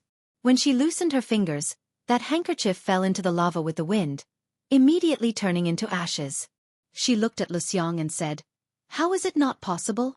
Luxiang looked at Lu Mu Yan's stunning face that carried a smile, but there wasn't a lot of emotion in her eyes. It was a kind of disregard. Lu Mu Yen didn't regard her as a real opponent at all. She wasn't even qualified to be belittled, only indifference and disregard. She watched the blood on her chest slowly solidify into red ice and raised her head to look at Lu Mu Yen inconceivably. This woman was actually a dual attribute sword master. But how could the fire attribute coexist with the ice attribute? Her eyes darkened, then a vicious light burst out in an instant. Even if she died, she would drag Lu Mu Yen, and the sword masters of the same level here, down with her. Lu Mu Yen naturally saw the confusion and viciousness in her eyes, but she didn't want to continue to speak nonsense, nor explain, to her opponent. With a wave of her hand, the golden long whip swung out and rolled Luxiang up. I already said, I want you to accompany the glacial mountain range forever. Lu Mu Yen hated others that backstabbed her, and sneak attacked her. Towards enemies, she was never merciful. With a light toss, Luxiang's body fell in front of a Tier 5 ice crocodile who was trying to flee towards the entrance of the cave for whatever reason. The ice crocodile saw that a human dared to actually block its way, and in a rage, it bit Luxiang's legs without hesitation and began to bite and swallow. Ah! The shrill cry echoed within the cave. Looking at the fear in Luxiang's eyes, Lu Mu Yen didn't express too much emotion and remained indifferent. When she was in the immortal cultivation world, because she wasn't ruthless enough, in a moment of softness, she let an enemy go. In the end, She was besieged by that person who returned with reinforcements and was severely injured, barely surviving. From then on, she would never be merciful to her enemy. She would kill if she should and would definitely never let go of any fish that slipped through the net. Otherwise it'd be herself who'd die in the future. Luxiang's body couldn't withstand the attack of that mysterious force at all, and she already appeared to be close to self-destructing. She threw her into the demonic beast's mouth to be eaten because she also wanted to prevent the force of the self-destruction of Luxiang to affect herself and others, but others didn't seem to think so. Translation provided by May Hour, come true. Chapter 116. This highness will take it. When the shrill screams echoed in the cave, many people couldn't help but cast their eyes on Luxiang, who was being eaten by the ice crocodile. Then their gazes shifted to Lu Mu Yen. She stood on a high rock in spotless white clothes with an indifferent expression, holding a golden long whip. Behind her, the frozen water elemental energy beaded curtain broke inch by inch, turning into light blue powder, scattering in the air. Many people cast disapproving glances at her. Luxiang used an external force to increase her cultivation base to kill Lu Mu Yen, so she deserved to die. But why did Lu Mu Yen kill her and also throw her in front of a demonic beast to eat? Such an approach was too cruel. This was the thought of many of the pupils of the 10 distinguished clans. The good feelings and admiration for Lu Mu Yen they originally had instantly faded, and there was even a faint dislike. Lu Mu Yen didn't care about other people's opinions, nor explained. She turned around to avoid the crazy demonic beasts and landed beside the lava, standing there quietly. Lu Mu Yen, they think you're too cruel. Lan Si watched her emotionless expression as she stood beside him. He revealed a gentle smile, as if knowing why she did it, and didn't have a trace of disgust. Instead, a kind of appreciation rose from his heart. He had seen countless women. They were either cruel, either kind, either gentle, either hypocritical, either arrogant or the like. But there had never been a woman who constantly refreshed his understandings like Lu Mu Yen. Lu Mu Yen didn't move, staring at the bubbling hot lava, and then whispered after a bit, "Doesn't matter." Yi Zhan looked askance at the girl beside her. His eyes that were boundless and deep like the sea fluctuated slightly. The gazes of Yi Qinghan, Yun Lan and the others that were cast on Lu Mu Yen were all very soft, and they weren't disgusted by what she had done just now. Luxiang was just looking for death, so who could she blame? Bang! Following the shrill screams and the roar of the demonic beasts in the cave, the surrounding rocks shook and an explosive sound with dense, strong elemental energy resounded throughout the cave. The humans and demonic beasts currently fighting all looked in the direction of the ice crocodile with lingering fear. At this time, the place had been razed to the ground and the flesh and blood of more than a dozen Tier 5 demonic beasts splattered across the area. This sort of power was already very close to the full blow of a sword sovereign powerhouse. So that Luxiang wanted to self-destruct by borrowing the external force. The faces of those people who had thought Lu Mu Yen was cruel now turned pale. If Luxiang's body hadn't been thrown so far and was eaten by the ice crocodile, the elemental energy from the self-destruction would be even greater, and the people and demonic beasts who fought in the central area wouldn't be spared from being affected. The fights between the sword sovereign powerhouses were all being suppressed because below them were still the pupils of the various clans, so the energy used wasn't spread too much to avoid hurting their own pupils. But Luxiang obviously had no scruples at all. If they were affected by her self-destruction, even if they didn't die, they'd be heavily injured. Those who originally had some sympathy for Luxiang all spat at her and were irritated with her in their hearts. There were some other emotions in their eyes that looked towards Lu Mu Yen. The disgusted expressions were replaced by complexity, and a few people even had faint gratitude in their eyes. Even if Luxiang's target was Lu Mu Yen, but if she self-destructed, there was no difference between enemy or friend. This time, it was indeed Lu Mu Yen who saved them. Lu Mu Yen, however, had no intention of being concerned about the complex gazes that had changed. Her heart was currently beating hard at this moment, as if there was something beckoning her at the bottom of the deep lava pool. Lu Mu Yen, you're really only 16 years old? My interest in you is really getting stronger and stronger. Lan Si suddenly leaned down beside Lu Mu Yen, his even breath landing beside her ear. Lu Mu Yen stepped back, furrowed her brows, and looked at Lan Si, saying, "If you're really bored, why not think about how to deal with Senior Yi? Come and read on our website Wuxia World site." Thanks. A meaningful smile rose on Lan Si's gentle and elegant face. It turns out that aside from him, you also know. A color of surprise flashed past Yi Zhan's eyes. Then he held back his emotions. He looked up and saw the golden light, grabbed by the ancestor of the Shui clan, suddenly spill out from his fingers. Then it assembled again and turned into an even brighter golden light, flying into the bottom of the lava pool. Don't hide anything anymore. Whoever snatches it, will it belong to who? When the golden light fell into the lava, Yi Zhan immediately took out his jade flute on his waist, flew up and slashed at the lava pool. Lan Si also put away the smile on his face, took out his long sword and swung a strong sword light at the lava. Meanwhile, the sword sovereigns who were fighting in the distance looked at each other in confusion. Then they saw the part of the lava that Yi Zhan and Lan Si attacked suddenly erupt and shoot up a pillar of fiery lava. The pillar of fire held a spar with a dark golden appearance but flowing golden liquid in the middle. Instantly, the magnificent and beautiful rainbow that was above the mountain suddenly appeared above the pillar of fire, then turned into a 7-colored stream of light, scattering onto the dark golden spar.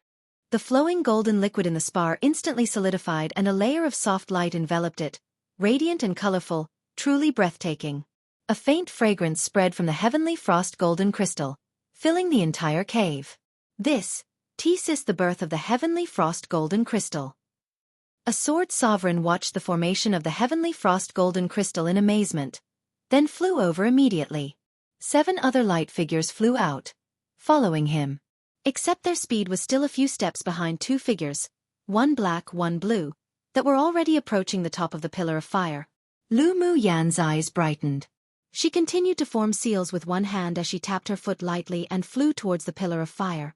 She slapped out a palm and an icy hurricane engulfed the surrounding fire. No one noticed that a transparent jade-colored rune was quietly fused with the ice elemental energy condensation hurricane, surreptitiously blasting towards the pillar of fire. And that pillar of fire that rose towards the sky, together with the heavenly frost golden crystal it birthed, was instantly wrapped in a layer of frost and turned into an ice pillar. Yi Zhan furrowed his brows. He slashed his flute again and a soft light, as if encompassing everything, whizzed out, slashing straight towards the top of the ice pillar, cutting off the ice-enveloped heavenly frost golden crystal. Lan Si's lips curled up and the long sword in his hand sliced down at the same time, carrying with it a power as if capable of destroying the heaven and earth. It just so happened to fall on the heavenly frost golden crystal, and the heavenly frost golden crystal was instantly cut into 5 segments, flying out in different directions.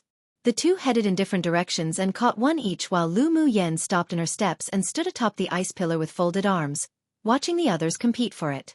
The other sword sovereigns didn't even think as they each flew in one of the 3 directions, all with the intention of at least collecting one of the pieces, then think things through later. Yet who knew that they had yet to touch the heavenly frost golden crystal when they were blocked by countless sword auras that suddenly scattered from a corner. Then a red-clothed man wearing a silver mask appeared in mid-air mysteriously. He was tall in build with a domineering and noble temperament, as if looking down upon the world. With just a wave of his hand, the 3 pieces of the heavenly frost golden crystal that was flying towards the outside actually obediently circled around, turning back and landed in his hand. The heavenly frost golden crystal. This Highness will take it. Translation provided by May Hour. Come true. Chapter 117. Jealous note. Unedited as I needed to do something. Will edit updated version ASAP later today in mid-air. Ming Xiao stretched out his arm and held the 3 frozen heavenly frost golden crystal in his hands. He looked indifferently and coldly at the sword sovereigns, glaring as if a tiger eyeing its prey. He held up a piece of heavenly frost golden crystal to play with, looking down with a bit of tease in his eyes, and said in an extremely arrogant tone, "This heavenly frost golden crystal is in this Highness' hands. If you want them, come get it." Humph! From where did such an arrogant person come out from? You and I are both sword sovereigns. With you alone you want to provoke us all. You truly are courting death. The Shui clan's ancestor looked at the red-clothed man in the sky with cold eyes. This man gave him a sense of oppressive danger. But the heavenly frost golden crystal's attraction was simply too great. He suggested to the other sword sovereigns and demonic cultivators, "Let's go together. Whoever obtains the heavenly frost golden crystal, will it be whose?" His words made the other sword sovereigns and demonic cultivators interested, and they flew up together, surrounding Ming Xiao, thenobiliated their elemental energy together to utilize their magic tools, wanting to kill him first then obtain the heavenly frost golden crystal. Yi Zhan, who was standing by the lava, didn't join the siege of Ming Xiao. His gaze was deep and far-reaching. Seeing Lan Si walk to the side with a piece of heavenly frost golden crystal, he unconsciously said, "That person is very strong." Lan Si meaningfully swept his gaze over to Lu Mu Yen, who stood atop the ice pillar, watching the battle fixedly. Then he cast his gaze on the silver-masked, red-clothed man. Those people are all sending themselves to their deaths. The indifference in Ming Xiu's eyes didn't fade despite being surrounded, as if these sword sovereigns were irrelevant to him. They were being underestimated. This was the first feeling of the several sword sovereigns. Go! The ancestor of the Shui clan narrowed his eyes and brandished a red silk ribbon from within his sleeve. This was his high-grade spirit treasure. Every time it was brandished, it had never been in a disadvantage as it trapped swordmasters within the red silk. Although it couldn't trap one for long, but it was enough for him to kill the person. Following the ancestor of the Shui clan, all the sword sovereigns who besieged Ming Xiu either swung their swords in anger or attack using their spirit treasures. In an instant, in mid-air, the cave lit up with various colors, carrying strong pressure. The demonic beasts and swordmasters below all felt extremely suppressed and difficult to move.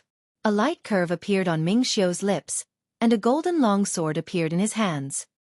His eyes sharpened and merely waved his sword casually. A violent metal attribute elemental energy sword aura flew from the long sword, forming 9 golden hurricanes, slashing straight towards the 7 humans and 2 demonic beasts.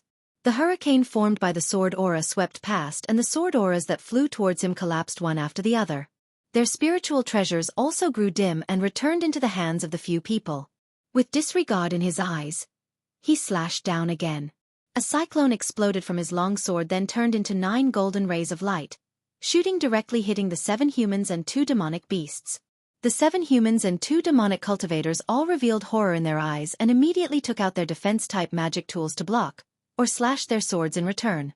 7 cord rays of light exploded in mid-air, and the overflowing violent elemental energy instantly spread and affected those below. Yi Zhan's brows furrowed when he saw this, then took off a red jade pendant he wore and threw it above the elite pupils of the 10 distinguished clans. The red jade pendant suddenly grew numerous times larger, forming a powerful shield, and the overflowing 7-colored elemental energy rays of light fell on the pendant, but only made it shake a little, then dispersing. The elite pupils of the 10 distinguished clans below all heaved a sigh of relief. If they were hit by the various 7-colored rays of light, they would have to remain here forever. Pu! The result of the battle in mid-air came quickly. After the 7 humans and 2 demonic cultivators met the 9 golden sword auras, they all more or less suffered internal injuries and couldn't help spouting out a mouthful of blood. Come and read on our website Wuxia World site. Thanks what? The elite pupils below continued to fight the demonic beasts while observing the battle above.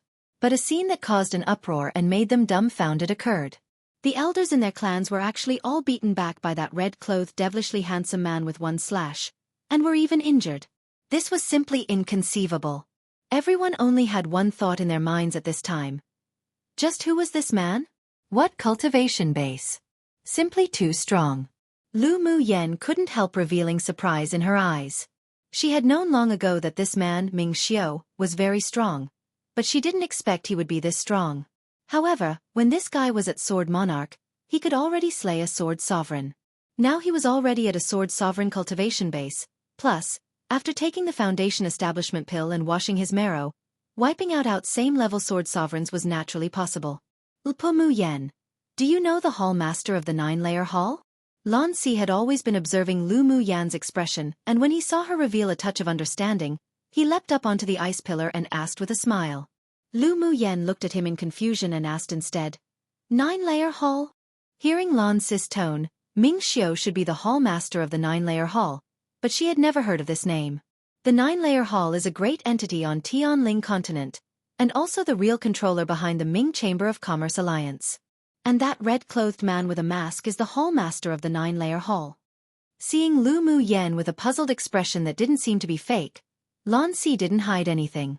Lu Mu Yen concealed her emotions and asked with a smile. What's his name? There were deep secrets hidden in Lan Si, and perhaps even his identity an academy teacher is also fake. Being able to recognize Ming Xiu also meant that he must not be ordinary. Don't know. Others all called him His Highness Monarch Ming. Lan Si approached Lu Mu Yen and said with a meaningful smile, What his name is, Lu Mu Yen, you should be very clear, right? What makes you say so? Lu Mu Yen raised an eyebrow. Lan Si's tone was full of certainty, though half was to trick some more intel, while the other half was certainty. She sure was rather curious at how he knew that she knew Ming Xiao. That day during the auction, you offended a sword monarch. Wasn't it he who came out to help you out? Lan Si also participated in that auction. Others only knew that the monarch Ming came out to maintain order for the Ming Chamber of Commerce Alliance, but he discovered that there was a very weak mental energy fluctuation from monarch Ming to Lu Mu Yan at the time. Therefore he was certain that the two weren't only acquainted, but also had a friendship. There were no waves in Lu Mu Yan's eyes, but she had to praise Lan Si in her heart, as expected from a fox. He sure was really observant. So what if we're acquainted, so what if we're not? She neither denied she knew Ming Xiao, nor admitted in person. Shall just keep this Lan Fox guessing by himself. Lu Mu Yan, you little fox. Lan Si whispered into Lu Mu Yan's ear intimately. A nice choice entered Lu Mu Yan's ears with a breath. She wasn't used to being so close to people, so she tapped her foot and leapt off the ice pillar and landed on the edge of the lava pool. This Lan Gox was clearly attempting to coax egrets from her. As if shed brother him. Seeing Lu Mu Yan's rather helpless look, Lan Si suddenly felt that this woman was also quite cute and couldn't help but chuckle. Except he didn't laugh long because not far away, a golden sword aura turned into an arc and slashed straight towards him from the air. There was a coldness in Meng Xiao's eyes. The man's deliberate intimacy with the little woman just now made him extremely unhappy. At this time, he actually dared to approach and tease her. A killing intent exuded from him. Lan Si narrowed his eyes slightly and with a touch of unnoticeable interest on his lips. He stretched out his long sword and swung it with all his strength before immediately leaping off the ice pillar. Crack! The two sword auras greeted each other, and Lan Si's sword aura was quickly obliterated and dissipated while the golden sword aura directly split the ice pillar into several segments. Lu Mu Yan, Monarch Ming's jealous. If you don't act, teacher will die. Note. AMX being jealous. Cute. Note. Sorry guys, another unedited chapter due to unforeseen circumstances. Yesterday's chapter is updated with edits. I will also edit this chapter ASAP as well. Lan Si's telepathic communications sounded in Lu Mu Yan's sea of consciousness. She turned her head and rolled her eyes at Lan Si. She couldn't hear any fear of Ming Xiao in that fox's voice, and instead, was full of fun. Woman, don't let other men less than 3 steps close to you in the future. Immediately following, Ming Xiao's nice, clear and magnetic voice entered Lu Mu Yan's sea of consciousness. As soon as she raised her head, she met that pair of deep obsidian-like eyes that carried a faint annoyance. Lu Mu Yan's lips rose in a slight curve. This guy sure was pretty. He's my teacher. You should resolve the other people first. Ming Xiao's flamboyant and unbridled red robe fluttered gently and he withdrew his attention from Lan Si, not quite in a good mood. He scanned the 7 sword sovereigns and 2 transformation stage demonic cultivators who didn't fare any rashly anymore. Take out your trump cards and use your all to fight against this highness.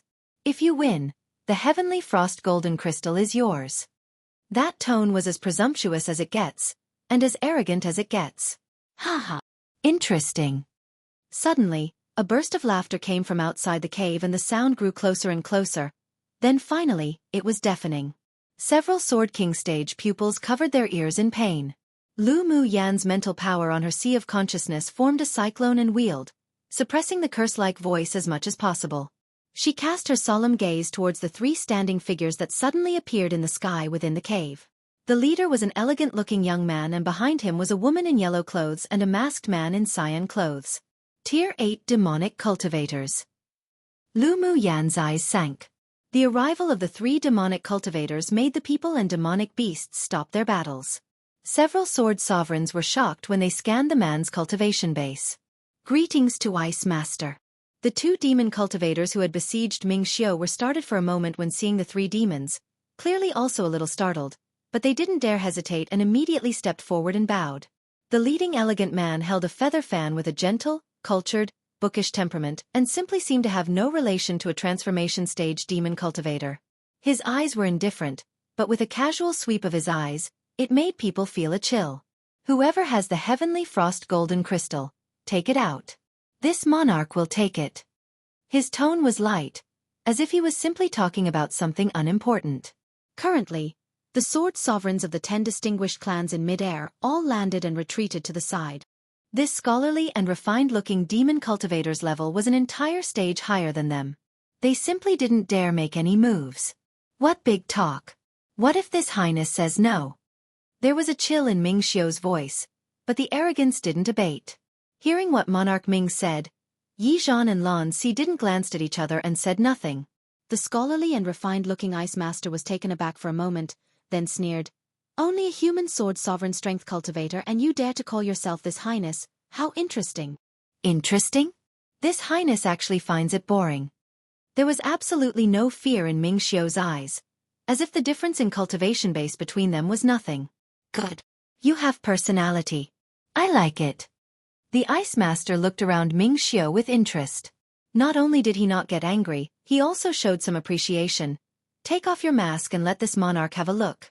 If you look handsome and beautiful and is to this monarch's liking, then it doesn't matter if this monarch wouldn't mind rewarding you with a heavenly frost golden crystal. Lu Mu Yen felt constant cold air overflow from Ming Xiu's body, and she couldn't help but twitch the corners of her lips. So this demonic beast seemed to be gay. Come and read on our website Wuxia World site. Thanks, this highness still lacks a flying mount. The descendant of the ancient Ice One can make do. There was a chill on the deep black eyes of Ming Xiu, and a clear and devilishly enchanting laugh sounded from Ming Xiu's lips. What do you think of such? The smile on the ice master's eyes slowly vanished and it was replaced by a piece of icy coldness. This devilishly enchanting man didn't only know that he was the descendant of the ancient Ice One, but he also wanted to make him his mount. What big talk it was. This also made anger he had never had before rise in him. Gasp! The man and woman, and the two demon cultivators couldn't help sucking in a deep breath when they heard Ming Xiu's words. This human swordmaster was truly bold. The ice master might look extremely bookish on the surface, but he had a very cruel and changeable temperament. Currently, Ming Xiu, in their eyes, was no doubt equivalent to a dead person. If you want to take this monarch as a mount, then take out some skill and let's take a look. This monarch actually wants to take you back for dual cultivation. Such a beauty is rare. The ice master had coldness in his eyes, but his mouth was extremely cheap. This place is too small. How about we go out to fight? Ming Xiu didn't care about other people's life or death, but was afraid that the battle with this Tier 8 demon cultivator would affect Lu Mu Yen and her elder brother. The ice mazier glanced at the human cultivators below and chuckled. It's not a good problem to be soft-hearted. You will have to change it later after following this monarch. This highness is too lazy to chat with a bird like you. Come fight. Ming Xiu's eyes were stained with a thick layer of battle intent. Ever since he advanced, he always wanted to fight against a sword-venerable human or demon, and this stinky bird just so happened to send itself to the door. After vaguely exchanging a glance with Lu Mu Yen, then with a swish, Ainji Xiu turned into a red stream of light and shot straight to the cave entrance. Woman, be careful. Wait for this highness to return. As the red light disappeared into the cave, Lu Mu Yen also revived Ming Xiu's telepathic words. She furrowed her brows, her expression revealing slight worry.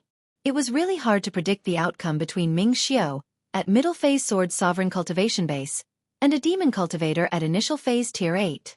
That ice master wasn't an ordinary demonic beast and was the same as Mo Yen, a king-class demonic beast. Although its bloodline was slightly inferior to the spirit devourer, but it was definitely still powerful. The ice master saw Ming Xiu disappear in the blink of an eye, and his lips displayed some ingorist. In a flash, he also turned into a cyan blue light and also disappeared from the cave. The remaining one man and one woman looked at each other. This time they invited the ice master to take the heavenly frost golden crystal. Yet who knew that the irresponsible ice master would actually become interested in a human man? But they didn't dare pull teeth from a tiger. Mo Yen, who do you think is stronger, Ming Xiu or ice master? Lu Mu Yen asked telepathically. Mo Yen lifted his eyelids, and his voice was still faint. Should be Ming Xiu. Lu Mu Yen chuckled and her tone carried a sense of tease. That bird might not be interested in Ming Xiu after seeing you, Yen. Gays could probably communicate better between the same race. Idiot woman. Mo Yen couldn't help but cursed for the first time, then closed his eyes and ignored Lu Mu Yen. This woman really deserved a beating. Lu Mu Yen liked to watch Mo Yan's indifferent face change the most and couldn't help but chuckle. Sky-swallowing python, aside from the man in red who obtained the heavenly frost golden crystal, did two other people also obtain it? The beautiful yellow-clothed woman who followed the Ice Master raised her pretty wrist lightly and pointed her finger in Yizhan and Lan Sis' direction. The feminine demon cultivator nodded and looked at the two with greed in his eyes. They both grabbed a piece each. The woman showed a gorgeous smile on her face and exchanged a glance with the cyan-clothed, masked man beside her. Then they both shot directly out towards Yizhan and Lan Si.